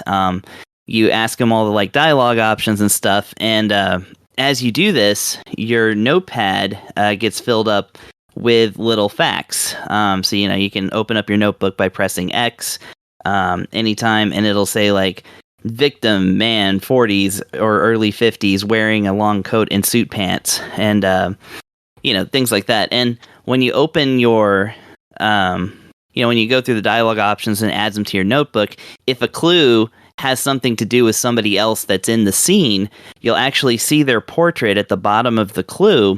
It'll be check marks on everybody that won't have anything else to say about it, but the one person that does, or the 2 people that do, they'll be lit up, so you can go over and talk to them and get more clues. So it's kind of a thing of a little bit of the annoying work of point and clicks is done for you. That is to say, you don't have to find yourself engaging in dialogue with people who have nothing more to say, on the off chance that you might pick a right combination of dialogue options to get the little one thing that you need to move on, right? So yeah. I like that. I like that system quite a lot. And plus, in the notepad, if you have a question that you want to add to the dialogue tree, you can just pick one and raise it. That is to say, you press A, and it puts that, it kind of equips the weapon. It equips the question so that you can then ask it of anybody while you've got it equipped. So again, I really, really like this system. And yeah, like I said, you walk around basically getting enough of those clues. Once all the clues have been gathered and people have been talked to, then it basically an option will appear that is to deduce. And if you deduce, then that takes you out to a separate place, which is I guess it's supposed to be your mind palace, because it's this, in the background you see floating pieces of building and stuff like that, just floating in space. And you walk up to these stone pillars, and each stone pillar will ask you a question, and you're supposed to choose the answer from your notebook to give to the pillar, whereupon it disappears. And once you clear all of them, you can then move on to the next part of the case. So yeah, that kind of gives you the ability to recap and start to piece together what's happening with these murders and stuff. Whereupon, like I said, you get to the next area, eventually, to solve the case, presumably in about an hour. I believe it. I mean, it's a game that does move pretty good. Like I said, it's mostly through just the efficient system of that. But if you do find yourself stuck, you can always call upon with the I don't know which button. I think it's one of the shoulder buttons now that I'm thinking about it. But anyways, you can call back to your office to get a further hint from your assistant back at the office, or if you just really want to know the actual answer, she'll tell you. So it's got the ability to kind of go even further with that. So yeah, it's that. Like I said, the first 3 games, the Executioner Linchpin, the Bogeyman's Woods, and the Phantom's Foot. All 3 kind of deal with the same. They're connected essentially. It is like a 3-chapter story. The first chapter has you investigating like a religious cult. The Bogeyman's Woods has you searching a forest where people are disappearing under mysterious circumstances, possibly magical. And then the third chapter, which opens up with you maybe having committed a murder yourself. Oh, dun dun dun! So yeah, they pull the old. I see the fourth one has a haunted manor. Yeah, the fourth one seems to be like a bonus case because I don't know if it's connected to the other 3, but it does take place in the Weeping Hand Manor. And so that's like the ghost story part of it, yeah. So like they all have, like I said, it starts off with decapitation and possibly traumatizing a child, with your violent stories from your job. But, it does... So there's an element of horror and like and death in like all of the games, but the fourth one is straight up just like a ghost story. Yeah. So I like that. Like that's pretty cool. Like a pretty cute package, and it's not very expensive. No, I mean, like I said, it's chapters of the same thing because like the interface does not change between these 4 games. They clearly were all 4 developed like with the same system in mind. But yeah, no, there's a lot in these. Like on top of the dialogue being good, I really like the art style. It's like these very sheet white human figures against like backgrounds that are usually monochrome but like with different shades. So you got like a green background, like it's just different shades of green, or but sometimes, or rather pretty much any time somebody's like dead, then like the blood is like bright red and like all over the place. So really kind of helps to underscore like the violence of it without being realistic or like actually horrifying. It's just like because it is all just T-rated, pixel art, so really. It's not too over. Yeah, it's definitely not. Your character will occasionally take a puff from a cigarette. Like that's shocking. Egads. But yeah, the guy who smoked right before the recording. I didn't smoke a cigarette though. Womp womp. Womp womp. Well, who knows what these guys are smoking too? I don't even know. True. They are listening to jazz music. Uh-oh. So yeah. It actually does have people. It has a really stylish jazz soundtrack that I actually really like. So that was my subtle call out to that too. Nice. So, the game clocks in at $12.99. What are your thoughts on Makoto Wakaido's Case Files Trilogy Plus One? Trilogy Plus Terror. I have to say, wow, that's cheap. This is a really good package for that price. I mean, gosh, like getting a game that you can get 4 good hours out of is already worth like $12 to me. But like this is like 4 whole separate things, which by the way, you can play them all at the same time if you want to. Each one has a separate save file. Nice. Oh, and I should also mention they do have touchscreen as well. And just to I forgot to include that. But yeah, no, this is a buy it. It's easy, like easy recommendation. These are very good quality mystery stories that'll have you compelled and terrified and all that, and smoking. Very good. So yeah, go ahead and get it. All right. Well, that is it for the reviews. Chris, thanks for coming on and chatting. Thanks again to Pernell for being here. We are going to take a quick few second musical interlude, and I will be back with Tony Gowland of Ant Workshop. We're going to be chatting about dungeon golf. So stick around for that. Chris, do you have any final words? Right. No, not as such. Happy Halloween, everybody.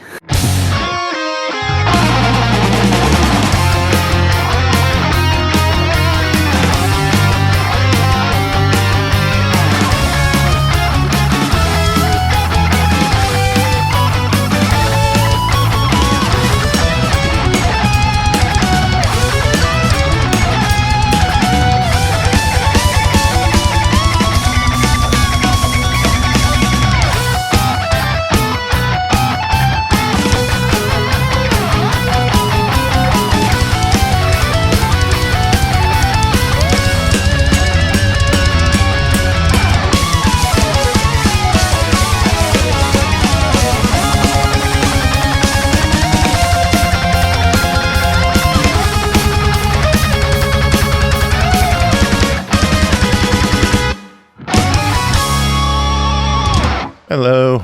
Hey, How are you doing today? I'm doing okay. Well, no. Sorry, I'm just Discord meddling. No, video's not needed. I don't really have a way to show your video on the stream, so it's just my ugly Sweet. face on stream. That's good. That makes life even easier then. I can lay back and relax a bit more. How's it going, man? Oh, it's going. I was supposed to have 2 people joining me. The one is sick, and the other I haven't heard from, so I'm guessing she's asleep. So it's just gonna be us. That happened to me not the last time. I did an interview on a radio show the day that Dungeon Golf launched, and one of the 2 hosts called in sick, and the other one wasn't feeling great. Oh, man. Maybe it's me. Are you getting people sick, Tony? Did you find out a way to get people sick via the internet? Whoa, I am playing Cyberpunk at the moment, so it'll check out. Oh, man. All right, I'll give you a quick rundown of how the show works. I'll do an intro, I'll announce you're here, and then we'll talk. Cool. Still as complex as it was the first time around. I was just struggling to remember. I couldn't remember whether it was Dead End Job or Binaries, and then I looked back and found out it was with Binaries, but that must be like 7 years ago. Yeah, it was. I looked it up myself. It was episode 215 from August 30th, 2016. And you're on 900 and something now? Yeah, this is 917. That's a lot of episodes. Yeah, it is. There's way too many episodes. You sound more tired than proud of that. It's been so many years, and you would think you would build an audience by now, but no, it's still a small, passionate group of people who come hang out with us every week. But I wish it would get a little bit bigger. Like, I wish our YouTube numbers were worthwhile, but what are you gonna do? I don't do tell this. me about it, man. I don't do this for the corporations. I do this for me. Good. That's the right attitude to have. But let's talk about you. Tony Gowland, Ant Workshop, just released Dungeon Golf. Tell us, what is Dungeon Golf? So Dungeon Golf is mini golf in a dungeon. And I always struggle to come up with a better description than that. So it's mini golf. So you're trying to get your ball in the hole in the smallest number of shots, but you're playing through dungeons that are filled with traps and monsters. So instead of like your usual mini golf little windmill thing, you've maybe got a big lizardy dragon with a spear instead. And you play as you can pick from a selection of different like fantasy characters. So there's like the big burly barbarian, or there's like the sort of skinny little wizard, or a skeleton, and all that kind of stuff. And yeah, you're basically just trying to get your ball in the hole. If you hit into monsters, then you get a shot back. You get a bonus shot. If you land too close to a monster, they'll attack you, and instead of health, it affects your score. You've got special abilities, so you can mess with the other players and all that kind of thing. And yeah, it's got a whole bunch of bits and bobs, but I've never quite figured out like the kind of really snappy way of talking about it.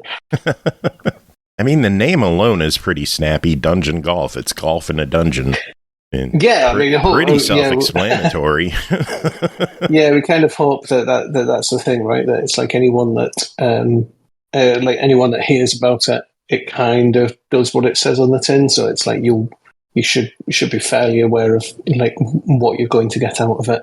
I think it does kind of matches pretty well what's on there.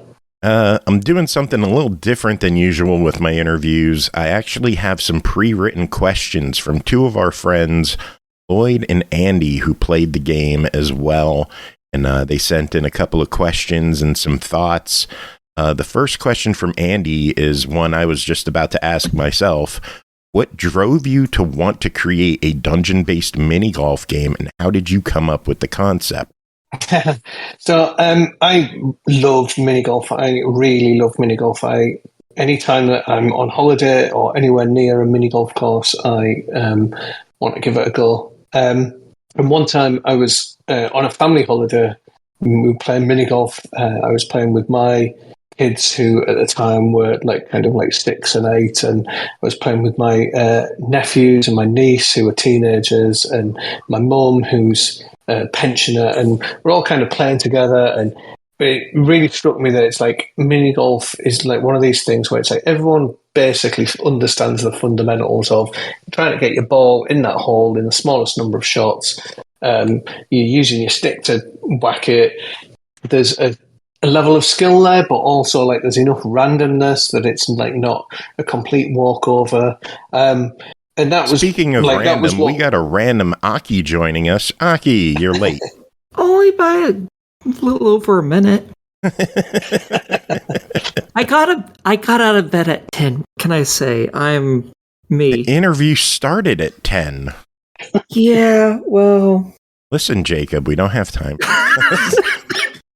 So Aki is one of the co-hosts who was planned to join us today. So, yeah, she's just jumping in the middle. Aki, how's your morning going? Well, I got about 3.5 hours of sleep, so good. Proud of you. I went to bed early last night because I had an interview this morning. I planned to, but my neighbor needed to use my washing machine, so... Anyway, we were talking about where the idea for the game came from. Sorry to cut you off there, Tony. I just figured we should introduce Aki while she showed up. So we were playing mini golf, and really that was the point where it really struck me. It's like, okay, you could there's definitely something you could make a good quality mini golf game, and it'd have a lot of the same kind of fundamentals as something like Mario Kart, where it's I can play Mario Kart against my kids, and sometimes they'll beat me, and sometimes I'll beat them still. But it's quite a level playing ground. You can make quite a level playing ground out of that. And we got to looking at it. It's there is a lot of mini golf games out there, and so we're kind of having to figure out what would be a good kind of mix in there. And I can't even remember entirely how we came on the whole dungeon thing. The game, original, a very early version of the sort of concept for it was a lot more roguelike and a lot more dungeon crawlery, of you kind of going down through level and level and level as you're going through as you're kind of going down into the dungeon. But we never quite got the RPG bits of it to feel nice and to really kind of sit nicely in the game. So in the end, we kind of went back to something that's just a lot more. It's a pure kind of sports game, but with the dungeon elements and with all of the sort of fantasy elements in there. And we wanted to keep all the fantasy stuff as well, keep that kind of recognizable. So like I say, it's you've got the barbarian, you've got a wizard, you've got a rogue, you've got a knight, and all of that kind of stuff. Kind of wanted to keep that stuff quite recognizable, because it's when you're mixing two things together, if you then go kind of weird with one of those things as well, it's it all starts to, it ends up being kind of too many different odd things, and it starts to become less and less familiar. So it's we wanted to take two elements that people are really familiar with the kind of fantasy stuff, and with mini golf, and then kind of merge those things that they're familiar with together into something that they're not familiar with. Pretty cool. Tell us about all of the characters in the game, because you mentioned there's, warrior style, there's the rogue style. My favorite is the 6th character. I figure you haven't mentioned her yet for a reason. I'm trying to remember which one is the 6th one now. The plain-ass golf pro. The golfer.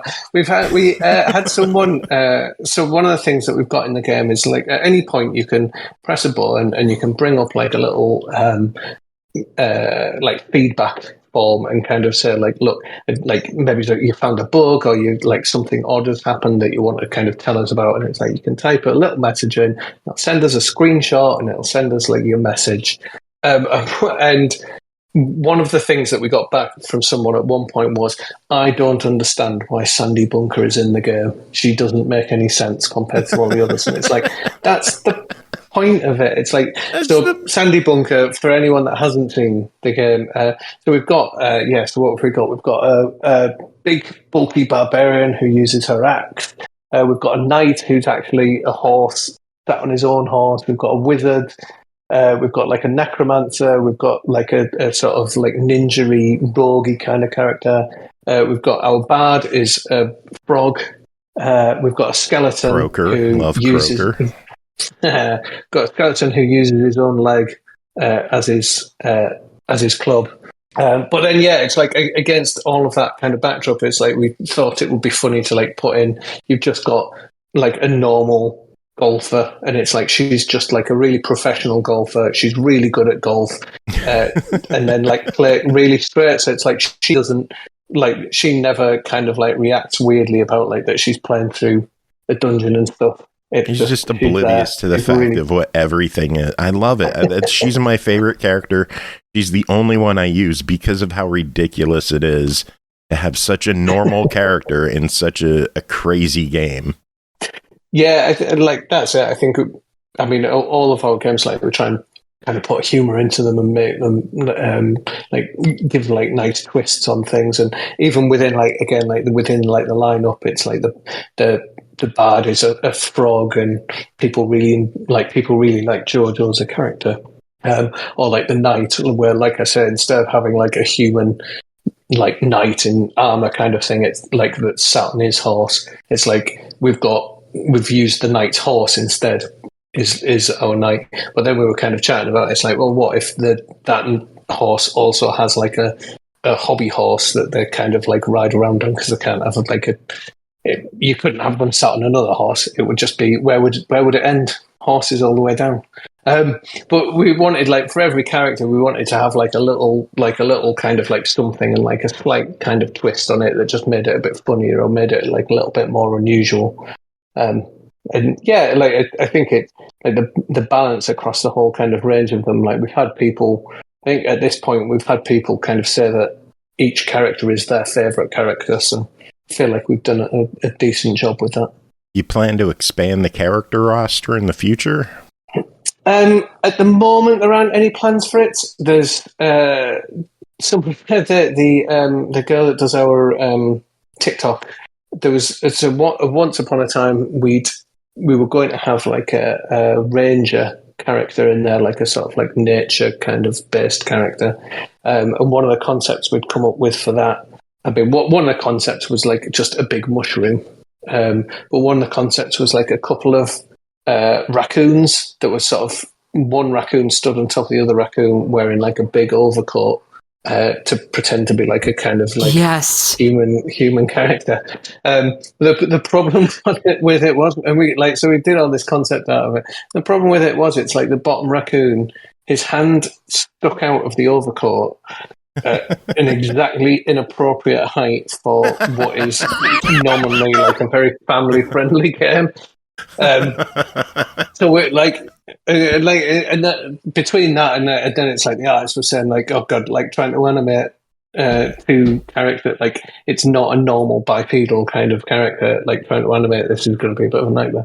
So in the end, we didn't do it. But our TikTok person got hold of this concept art and put it on TikTok, and it got quite popular for a while.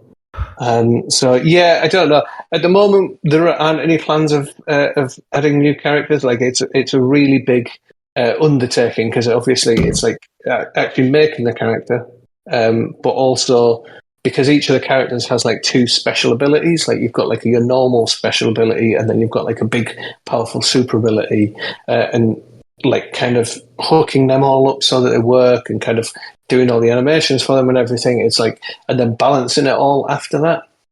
Like new characters is probably one of the most kind of time consuming things that we could have. So yeah, at the moment, no solid plans, but never say never. I'm going to throw 2 character ideas by you in the hopes that it changes your mind, because I'm always full of good ideas. That's a proven fact on this show that I have the best ideas. One is just a giant golf ball. Right. Playing golf. Got it, yeah. Just a golf ball with arms. The other is, I think it'd be cool to hold a contest and the winner gets to be put into the game as a character. Wow, okay. I still really want that raccoon idea. That's hilarious. Yeah. That'd be great. Yeah, everyone really wants the raccoon. That's I mean, to be fair, when you're like, well, it's maybe not the most appropriate for a game that children can play. Let me just remind you of The Little Mermaid and the priest's knees that you see during the wedding. So it's probably just fun. On the original Disney Little Mermaid cartoon animated movie, the way his knees were bent, it made it look like it was something phallic. Right. Yeah. Disney's had some risky stuff in it over the years. That's given me something to Google search after this interview. There was one of the Rescuers movies. They were doing like a dive bomb. One of the windows in the background had a topless female in. Yep. That's how weird Disney has gotten, and the stuff they've that their animators would sneak into the movie. They would get away with it. Well, yeah, when it's only for a frame or two, it's not like anyone's ever gonna notice.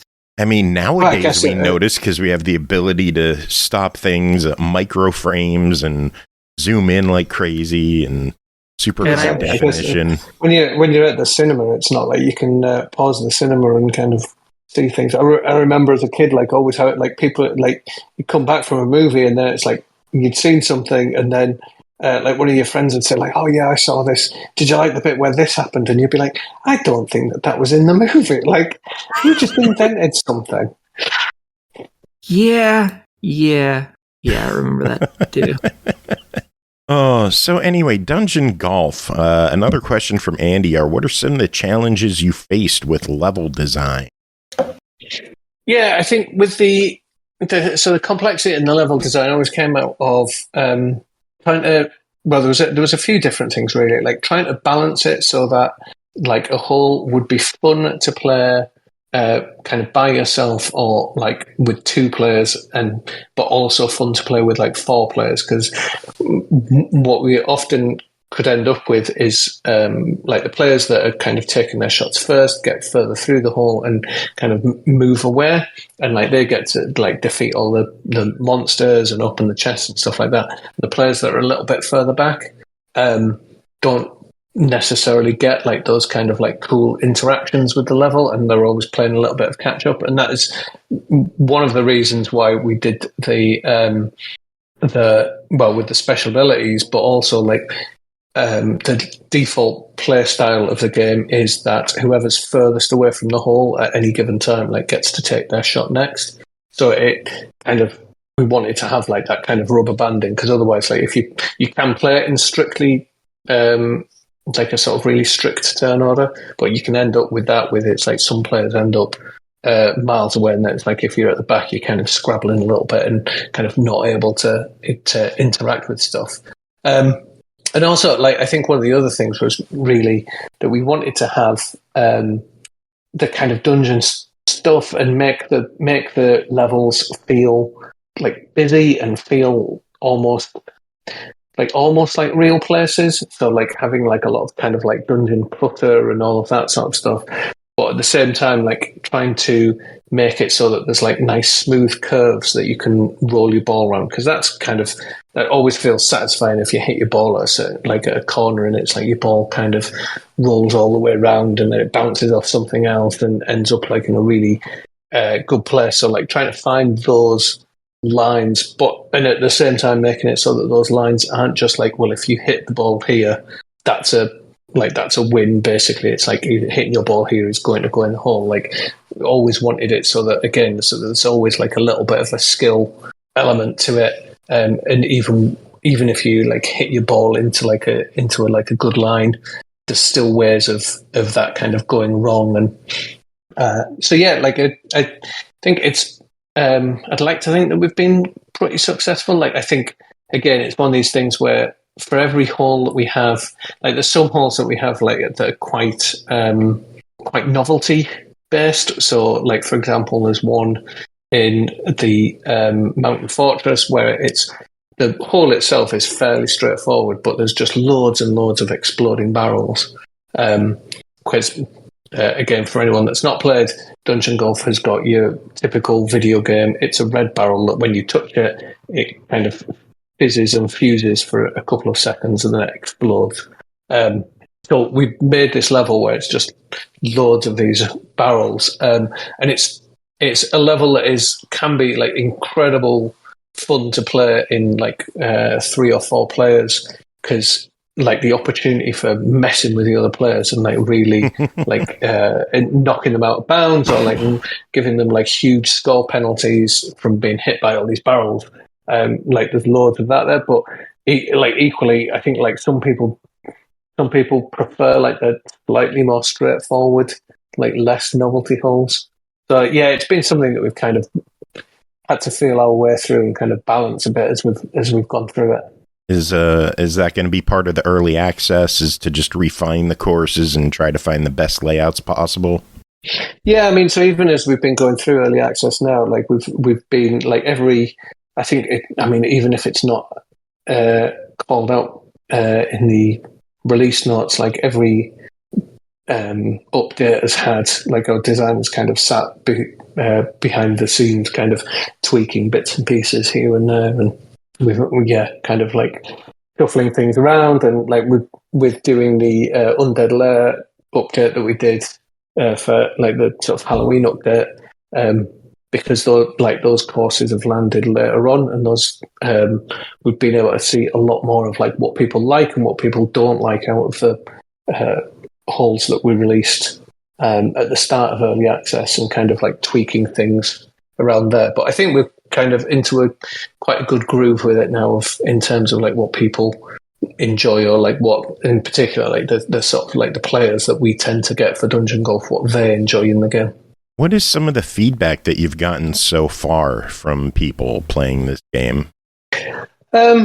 It's been quite a range of stuff, really. Like I say, we've got a thing so that people can give feedback quite like really easily from inside the game, and like that's been invaluable. Like there's been a lot of stuff where we've had there's been like a couple of technical issues with the online multiplayer that we've only solved by people reporting these things, and then it's like we kind of see them and like, oh right, okay, yeah, I get that. Or like there's one particular issue where it's like if you hit one of the exploding barrels and then restarted a hole, the next time you take a shot, you like your ball wouldn't ever, like you couldn't take your next shot after that and stuff like that. And it's things like that where it's like, as a small team, kind of getting those bug reports in has been incredible, because it's like the sort of sequence of timing and like the opportunity, like because it's ultimately the game's physics based, so it's like the opportunity for messing around and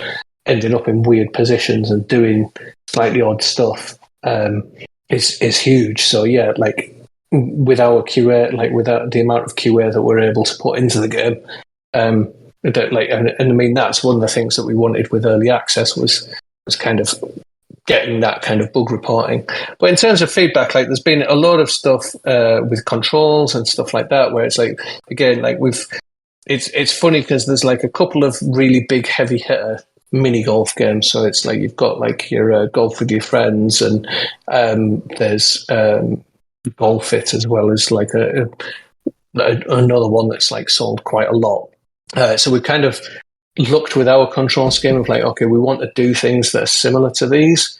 But it's been really interesting because at the other side of things, it's like you get people that are coming to the game that have only ever played, like, that this is their first mini golf game in ages, and it's like they've previously only played things like more serious golf games like Tiger Woods and stuff like that. And yeah, the PGA games.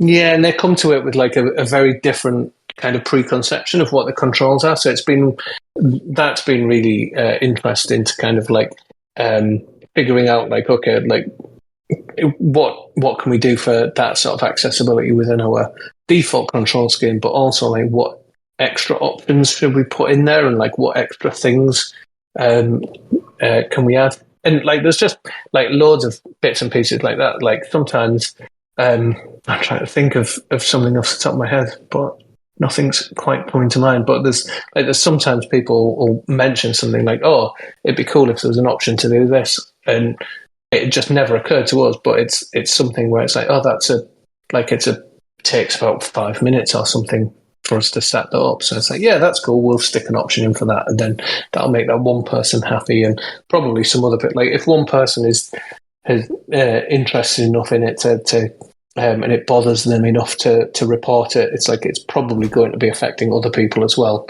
that are just being quiet about it. So like if you can pick off like some of that low hanging fruit and quite quickly rattle through some of that quality of life stuff, it's really useful. And we've seen like as well, like there's been a lot of rebalancing of like the sort of characters and the abilities, like, and it's not just through direct feedback that we've received. Like with the game coming into early access, we've had like a lot of streamers and a lot of content creators picking it up and playing it on stream. So again, it's like we've been watching those streams, and it's like, all right, you can see at certain points it's like they're confused about that thing. They don't understand that. Like you can hear people chatting about like, oh, they don't understand that they can do that. Right, we need to put in a tutorial for that, or we need to put in like a reminder that it's possible to do this thing or tweak a thing and that kind of stuff. So yeah, it has been like that sort of early access process has been really interesting and really useful. Talking about people maybe not remembering how to do things, Lloyd brought up that the game for him, he plays a lot of these golf games. Like Golf with Friends is like one of his favorite games. He said the game to him felt fairly slow, especially if he was playing it solo. And he was wondering if there was some way to change the level of the robots that you can add into the game to play against. Because he couldn't find any way to change the difficulty setting for them. And for someone like him who plays a lot, he probably needs some seriously stupidly strong robots. Apparently, from what I heard from Lloyd is that they are apparently too stupidly good sometimes. And so we were actually, I think the next update has difficulty selection thing for the bots in there. The bots have been another like really interesting kind of element to it, because actually kind of like from a code point of view, coming up with a way of making the computer be able to play mini golf when there's like all of these hazards and all these different kind of options and routes and things has been quite a challenge. So when we shipped the original version of the bots, like they were actually very stupid and basic, really. Like they would kind of put out like a couple of kind of like a line towards almost like the nearest corner, and kind of like, all right, that's the nearest corner. I want to go around that corner, so I need to go like just a tiny bit to the outside of that corner and kind of scoosh it round. But now they're a lot cleverer and a lot better. There's actually a Steam announcement update that we did, like that kind of outlines a little bit about like the sort of change in the bots. And the initial version of like the new bots, we actually toned them down a little bit for like the for the release and made them a bit more stupid again, because it's like when we made these new bots, it's like the default behavior of them was just awesome, and they could like absolutely smash players and totally destroy you. So we kind of like, is this the update you posted about with the AI changes and the AI learning? Yeah, that's right.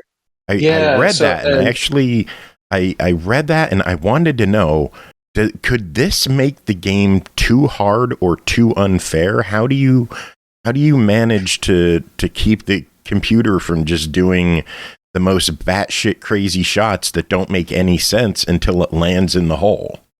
Yeah, I mean, so that's exactly it. It's like and there's a video on that Steam post of the AI basically coming up with a shot where it's like it bounces the ball off a curb, and the ball kind of like bounces up and then lands in the hole, and it's like, that's not a shot a human player would ever kind of go like, oh, I should try and do that. I would love to see more stuff like that, though, because those shots are awesome. Yeah, it's cool. It's one of the things that we kind of wanted, we'd intended to do at some point, is kind of sit down, like kind of really ramp the bots up to like the sort of like best quality that they're able to play, and then sort of set them, just like do like a video of a bunch of them playing against each other, because it's like they are capable of some incredible stuff.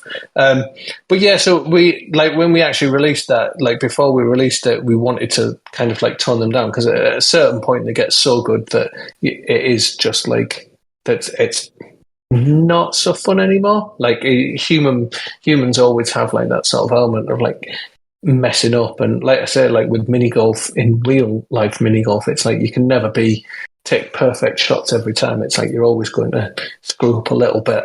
But yeah, we actually we toned the AI players down and kind of made them a lot less clever again, because they were too good. But yeah, there's the next update that we're doing actually has a setting in it for being able to kind of set them as to like whether you want them like regular or like amateur or pro kind of difficulty. So you'd be able to ramp them up to get even more of a challenge. Awesome. Is there any chance that you're going to be adding things like custom map editors and stuff so people can make levels for each other? It's something that we have talked long and hard about, and at the moment, I don't think that we are going to. So the game's made in Unity, which makes actually building the levels slightly fiddly in terms of like the doing like a sort of Steam Workshop integration and stuff. And we at one point we looked at making like a level editor as well. It's just a huge kind of undertaking, really. I think it's one of those things where if we got enough people kind of shouting about it, and the game kind of like took off and was like super popular, we would probably that's the point where we would look at it, because I think it is like, I can absolutely see the appeal of making your own levels and being able to play your own holes against other players. I don't quite know how we would stop people from just making loads of phalluses all over the place. That's always courses. Yep. Yeah, that's always the issue, isn't it, with user-generated content? How do you stop people from doing that? But yeah, I think we'd have to think about that. You would see either like tons of dicks, or someone would make like the Augusta National course from the Masters with just monsters running around it. That'd be pretty incredible if someone managed to do that. I'd be very impressed with them, to be honest. It'd be one of the two. Oh, man. Another question that we have from our audience. Lloyd asked, do you have any plans to add voices to replace the existing gibberish that reminds me of the adults from the Charlie Brown TV specials? The long and short of it is no, we don't currently have any plans to replace them. It's something that's just kind of blown up quite a bit over like the last I would say probably like the last week again on like the Steam discussion groups, like had like a few people saying like, oh, like the sort of like wah, wah, wah, wah, wah noises they're not into. But yeah, I'll be honest, like it was one of those things where it's like getting full voice acting always seemed like it would be quite restricting in terms of like, again, like when we're in early access, you wouldn't be able to change characters' lines or like tweak things or like add new things for them to say without having to kind of like go and get things re-recorded. And that's one of the reasons why we kind of shied away from it. I don't know, be honest, there's also stuff like, I mean, Nintendo, for a whole bunch of Nintendo's games, it doesn't have full voice acting. And there's an element of, it's like, we're an indie studio. If Nintendo can get away with just having like wow wow voices, I sort of feel like we should be able to get away with it too. But no, it came up on Steam the other day, and then like all of a sudden, like there was a handful of people shouting up, like, "Oh no, I don't mind them actually. I quite like them." It's like, oh okay. It turns out that for every person complaining about it, there are a couple of people that do really enjoy it, like that don't mind them as well. So yeah, at the moment, I think we're going to kind of leave them as they are. It's maybe something that in the future we would look at. What about? Oh, go ahead, Aki. What about adding voice to the commentary that appears while you're playing? Because Lloyd didn't even realize that there was text commentary that was popping up in the corner of the screen until quite a bit into the game because it didn't have a voice. I think that they still make the little like wah wah wah kind of noises and stuff. But again, it's the same thing. Like during early access, we've added like a whole bunch of new lines to that and like new things for them to react to and new things like and kind of like new line variations and stuff like that. And at the point where you're like, if you're relying on like if you put in voice acting for some of it, it's like you're kind of limiting what you can, how quickly you can react and how quickly you can add new things, because then it's like where if we add a new line, we've got to go away and get that voice acted as well. And it's with our resources, we just kind of didn't. That's not where we wanted to spend our time and spend our efforts. Okay. Well, if you ever decide to do voice acting, we know a lot of voice actors on this show. We could definitely get in touch with a few people. And I personally, I have a voice and I'm constantly bored. So I would talk for you. Do you think you can do a good Minotaur voice? Good Minotaur voice. What would a Minotaur sound like? Well, I mean, that's the next thing, isn't it? A Poindexter. Hey guys, let me hit the ball. That's a Minotaur, right? Exactly. That'd be perfect. Give me my club. Yeah, see, so our Minotaur commentator is, don't know, did you ever see a TV show called Eastbound and Down? About yeah, so it's our Minotaur. I don't think that it's a particularly well-known show. Certainly not in the UK where we're from, because it's about like a sort of washed-up old baseball player. Danny McBride. He's such a great actor too. Yeah, it's incredible. But yeah, so I like our Minotaur commentary is kind of based off of his character in that. Like in that, it's like he at one point he was like kind of top of the game, but now he's very far from that. But he kind of doesn't see that, and it's like so he's kind of talking himself up, and he's all like just chatting about like in his day and how good he is, and like how none of these current players could kind of light a candle to him and stuff like that. So it's I'm not sure whether I've ever told anyone that that's where he comes from before. So a little exclusive for you. Hey kids, that's pretty cool. Very cool. What are the plans for the game in early access? How long do you plan to be in early access, and what does the future hold for updates? So originally we've been kind of thinking about 3 or 4 months. I think we might cut that a little bit shorter and bring it out of early access quite soon. We've done, so the game's been out for just over a month now, and we've kind of done we've done like 2 big updates with like big feature updates. Then we did like the Halloween update, which has got like whole new courses in it. And on top of that, like we've done like a few like little hotfix patches as well for like, so like there was a couple of like multiplayer issues that we really wanted to get fixed very quickly. So yeah, we've actually done most of the stuff that's on our early access roadmap, and kind of like a lot of the feedback and a lot of the comments that we're getting now are stuff where it's like slightly beyond our kind of scope in terms of like things that we could do on a sort of month-to-month basis. So yeah, like in terms of early access stuff, we're actually kind of looking at maybe's coming out of early access this year, and then seeing how the sales go, and kind of like and what we'd want to do with it from there. What's the reception been so far? It's been good. I think the games market at the moment is in a weird old place, and it's quite a tricky market. I think the game hasn't sold as well as we would have liked it to, or as well as like our kind of like pre-launch kind of indicators would suggest. But I don't think we're alone in that.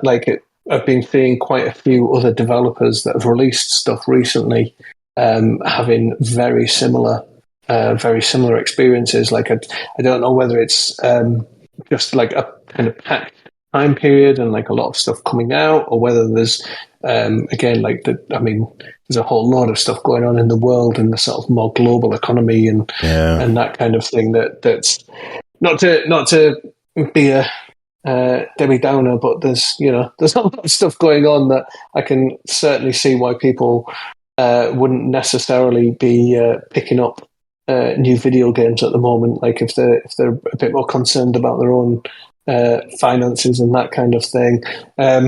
It's been slower than we would have hoped for. But at the same time, like the players that we have had, like the reaction has been really good. Like when we're kind of looking at like how often people play it, and like the Steam review scores and all of that kind of stuff, it's like it's getting like really positive kind of reactions from the people that do pick it up. So I think that's one of the other things with the early access is I think that there's just quite a lot of people that maybe don't pick up this sort of game in early access. Like it's not necessarily something that they kind of want to play like a work in progress version of it, and kind of help shape that in the same way that they might do with like some like zombie survival game or something like that. Like I think those kind of things that have much deeper kind of mechanics to them, I think are perhaps get a better ride in early access. So yeah, again, that's one of the reasons why we're kind of thinking like, look, if we kind of tie a knot in the early access quite soon and like move into full release, it's like that might help pick up a bit as well. What kind of plans do you have for after the launch? Are you going to continue working on Dungeon Golf? Like, could we see expansions or updates? Could we possibly see console ports? I'd love to play this on Xbox myself. My plans for after full launch to have a big rest, because it's been the last couple of months has been really fun. We did probably from about Next Fest, that was the summer Next Fest that we did onwards, like it's just been like really full on of like doing demos and updating the demo, and then we took the game to Gamescom, and then it's like we've got that was on like the run up to launch, like month before launch, and then between launch and now, like I say, it's like we put out about 5 or 6 updates in the last month, so it's been very full on and quite tiring. So I think it'll be one of these things where, again, I wouldn't necessarily like to commit to exactly what we're going to do, but I think we're going to kind of take a little bit of a step back and probably work on like a few like new kind of concepts of things. We're wanting to there's a few game ideas that we have where it's like we're wanting to do almost like game jammy type stuff and maybe share some of that publicly and kind of see what people think about them, and then kind of look at Dungeon Golf with like fresh eyes a little bit before we decide what to do with it next. Makes sense. But So yeah, I curious would. about I mean, consoles. I really like to get the console thing. Like, I think it feels like it would feel like a really nice Switch game. I could see it like on Game Pass. Would be great for it and stuff like that. I think again, it's just the opportunities and like the kind of the with what's going on in the industry again at the moment. It's like all of a sudden it's like trying to get hold of anyone from Microsoft at the moment. It's really hard because it turns out there's been this really big thing that Microsoft have been working on for a very long time, and it's been taking up. Like, it's funny, you would think that that something like the Activision merger wouldn't consume like quite so much of Microsoft's time and resources, but no, it turns out that even for a company the size of Microsoft, this has been a huge deal, and it's like it's taken up. Yeah, it seems to have taken up all of their attention. So actually, even like getting callbacks from people and stuff has been harder than it used to be. Well, hopefully now that buyout's over, they'll be here to get in touch with. Yeah, hopefully. I might email. The last time I emailed someone from Microsoft was about a month ago, and usually if you know on people's out of office or like I'm too busy kind of thing, like you'd get like a reply saying like, oh, I'm not available at the moment, but please send a message to this person or this person, and the auto reply just said something. It was something along the lines of like, "I'm not available for the foreseeable future," or something like that. And it's like it didn't even like try and hand you off to someone else. It was just like, "Yeah, we're all too busy. We're not taking any calls right now." So yeah, but hopefully now they'll be able to start going through their gigantic backlog. I think this game being on Game Pass or PlayStation Plus would do wonders for it. I think it'd be a really solid party game online if you build a pretty steadfast audience behind the game, because I'm having a lot of fun with it. I got to say, I think I'm having more fun doing the single player stuff, treating it more like a puzzle game, because the AI just seems to either kick my ass at the start of the round, or then like near the end of the round, they just turn incredibly stupid to match up with how bad I'm doing. I don't really understand how the AI works in this game. So it turns out that, so with the AI stuff, there's certain obstacles that the AI is very bad at, just because of the way that the AI routines work. Things that are moving, the AI is actually not very good at kind of recognizing that and timing that sort of stuff. So it is like it like the later, like it's often is again like later holes within a course have like a few more, like as the traps kind of the number of traps increase. That's the sort of stuff that tends to make life difficult for the AI. But yeah, like the single player stuff, that was actually something that came in quite late as well. Like we were. For a long time, it was purely like a multiplayer game where it's like either you against other humans or you against like the bots.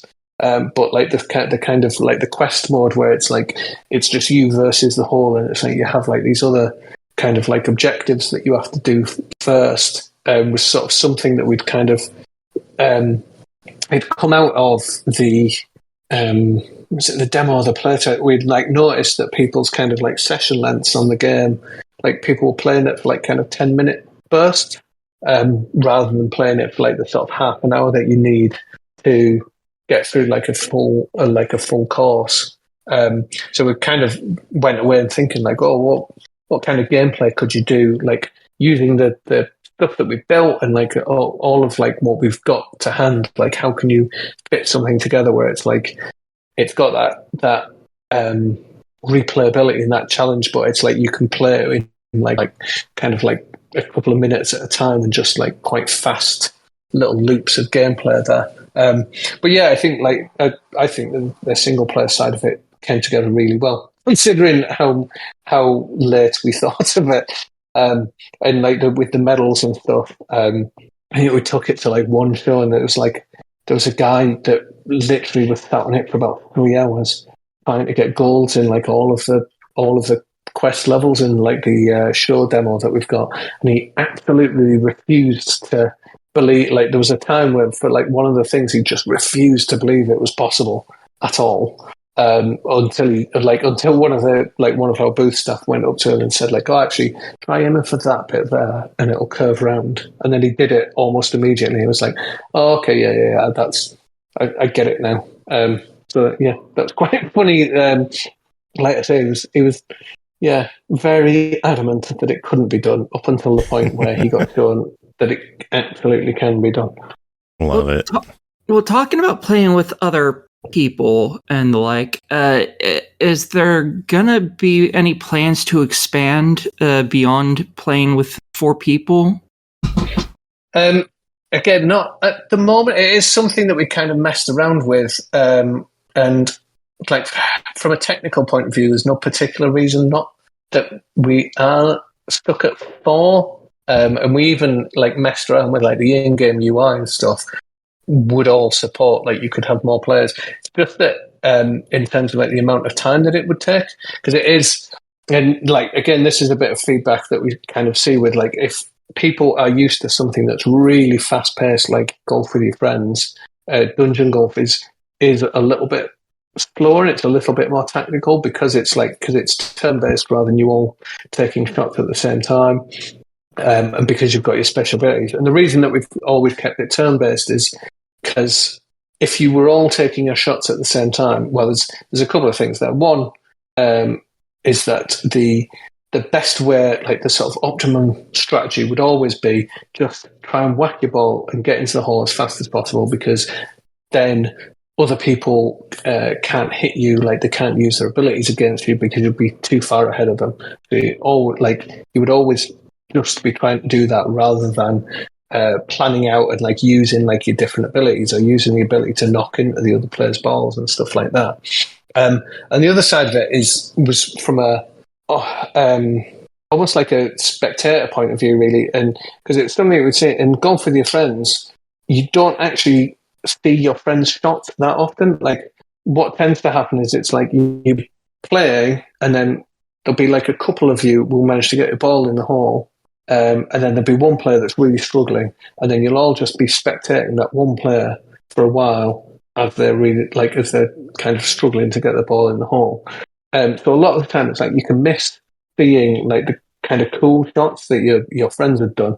Whereas in Dungeon Golf, because it's turn based, you do always get to see what everyone's up to and kind of like figure out like what their plans are and stuff like that. And we really, again, we really enjoy watching when we're playing multiplayer. It's like you watching the other players planning what they're going to do, and like you can see when you're seeing people like aiming their abilities and stuff like that. And it was something that we always used to really enjoy in like things like Worms and stuff like that. Even like back in the day, it's like watching that kind of like anticipation of like, oh, what are they going to do? What are they going to try and do here?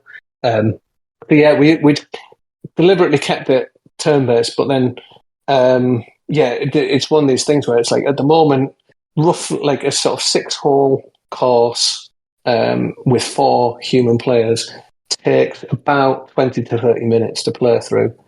So if you had it as like 8 players, it would take longer. It would potentially take like an hour, which kind of feels like too long to us. I mean, that's one of the other reasons why the game's 6 holes to a course as well. Like we'd kind of originally we'd messed around with like, oh, you could do like 12-hole courses, like like 18-hole courses, like a proper golf course, or even like 12 or what have you. But it all just like it takes too long, and it starts to feel more of a trudge. So we kind of kept it at 6. Like we moved it down to 6. We tried it 3 as like a swinging the dice the other way, but then it's like 3 feels like if you don't have enough opportunity for a comeback.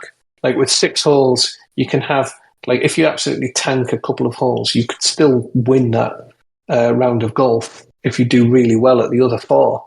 But yeah, like 3 holes just never gave you enough opportunity for that kind of comeback. So it felt like the 6 was just like a sort of happy medium between giving that comeback ability, but also like just the length of session, like, and the length of a player session not taking too long. What about a chaos golf mode where everyone just plays at the same time? Well, again, like, yeah, to us, that's one of those things where it's like it wouldn't play to the strengths of Dungeon Golf. Like the things when we're playing multiplayer, the things that are really fun is like kind of sitting there and going like, right, I've got my abilities charged up, and it's like, oh, I could aim for over here, and I could attack these couple of players, or I could aim for over here and hit this thing and stuff like that. And it's like if you're all playing at exactly the same time, you don't have that that thinking time. Yeah, basically, and it's like the interaction and chain reactions and and it just becomes a lot. And I get it. For some people, it's like that's maybe they want something that is faster paced like that. But again, it's like, well, there are other games that offer that. So I would kind of say like, well, all right, you can play those games. It's like Dungeon Golf is deliberately a slightly more kind of like strategic game, and yeah, sure, that's not for everyone. Oh man. So changing course a little bit, what are you playing these days? What are you enjoying when you're not working on Dungeon Golf? I've been picking up loads of little bits and pieces of stuff. Like I say, we're kind of almost at the point of kind of looking at what we might work on next and stuff like that. So I'm kind of at this point now of playing through a whole load of like Steam back catalogue stuff and figuring out what I like and don't like. So most recently, I've been getting really into Dome Keeper, the raw fury thing where it's like there's a dome on the surface of like this alien planet, and it's you've got a mine underneath you, and it's like so you can go down and like dig out and you get resources, and every however many seconds like an alien wave comes and attacks your dome. So it's like you're kind of constantly going down in the mine, digging out stuff, and then like scooting back and then upgrading stuff, like using the resources you've just mined out to upgrade stuff, and then doing like a little bit of a shooting wave and stuff like that. And on a similar vibe, I've been playing Thronefall a bit, which is a similar sort of thing. Of it's like you've got that kind of like thinking stage of like, oh, what am I going to do with building up my castle and all of that sort of stuff, and then you go into like the kind of more action gamey bit of shooting some stuff. So that's mostly what I've been playing. I've been trying to get into, and never got into Cyberpunk that much. So I've been playing Cyberpunk recently. Now that they've done their patch with like all of they patched a lot of stuff and like reworked a whole lot of the game. Yeah, the 2.0 patch, was it? Something like it's like Liberty. Yeah, that's it. So I haven't been playing Phantom Liberty, but I have been playing like just the patched version of the main game and kind of getting through that a bit more. But I know that at some point really soon, I'm going to cave and buy Spider-Man 2. And then I'm just going to play Spider-Man 2 for very nice. Like, probably like a couple of months or something. I'm really trying to hold out from and just play through some back catalogue stuff, but I know at some point real soon I'm just going to cave and buy it. I want to pick up Spider-Man and Mario Wonder. Heard that is fantastic. Oh yeah, one of our team was chatting about Mario Wonder this morning on the team call, and she was saying it's pretty awesome. So much good stuff coming out. Anything in the future you're looking forward to? I'm trying to think what else I know is coming out. I don't think so at the moment. All the stuff that I was looking forward to, I think, is because I want to play the new Assassin's Creed as well. That looks great. I'm quite into Assassin's Creed. I always end up getting into the Assassin's Creed games. I've been having fun with that one. Yeah. So I want to pick that up. But yeah, I'm not sure. I can't at this point. I can't remember what else is due to come out anytime soon. Mario RPG remake. That's what I'm waiting for. I love that game as a kid. About that. Yeah, good stuff. Well, anyway, I know we've been chatting for quite a while. Is there anything you wanted to talk about that we didn't bring up? I don't think so. I feel any questions on your end? I feel like I've talked a lot about Dungeon Golf for the last hour. Not really. I've asked all the questions I had. All right. Well, I guess we could wrap this up. Tony, thank you so much for coming back on the show. It's been a pleasure having you back. We'll have to do it again before 7 years. I know, that's incredible, right? 700 episodes between appearances. Be honest, did you think my show would ever last? Because I didn't. You probably came on all those years ago. It's like, yeah, I'm just gonna visit this guy. This will never last.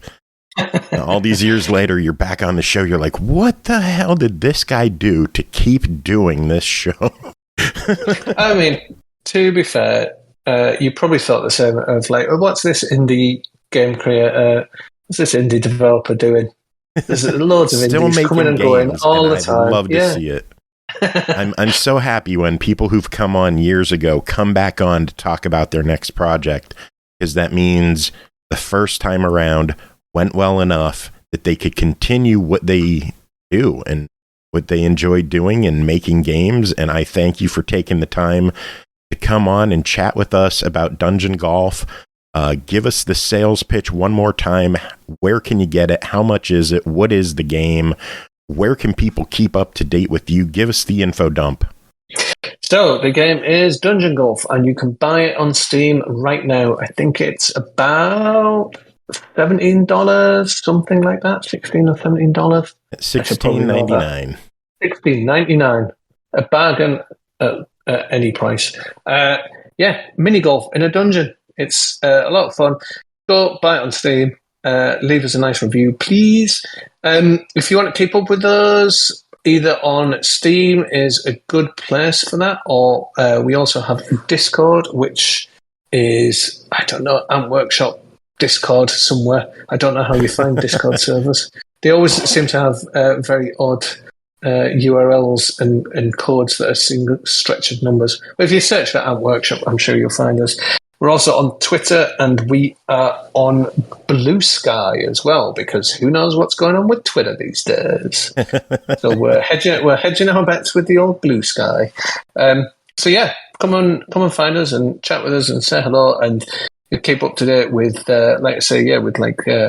any Dungeon Golf news, or also if we are kind of any game jammy type stuff, or like open development kind of stuff that we're doing next. Would love to share that with people as well. Sounds good. Again, Tony, thank you for coming on. Aki, thanks for being here, hanging out, even though you were late. Big thanks to everyone else who was on the show at the first half of this stuff. I don't even know who's on the PartyCast this episode. I'll find out in 2 days.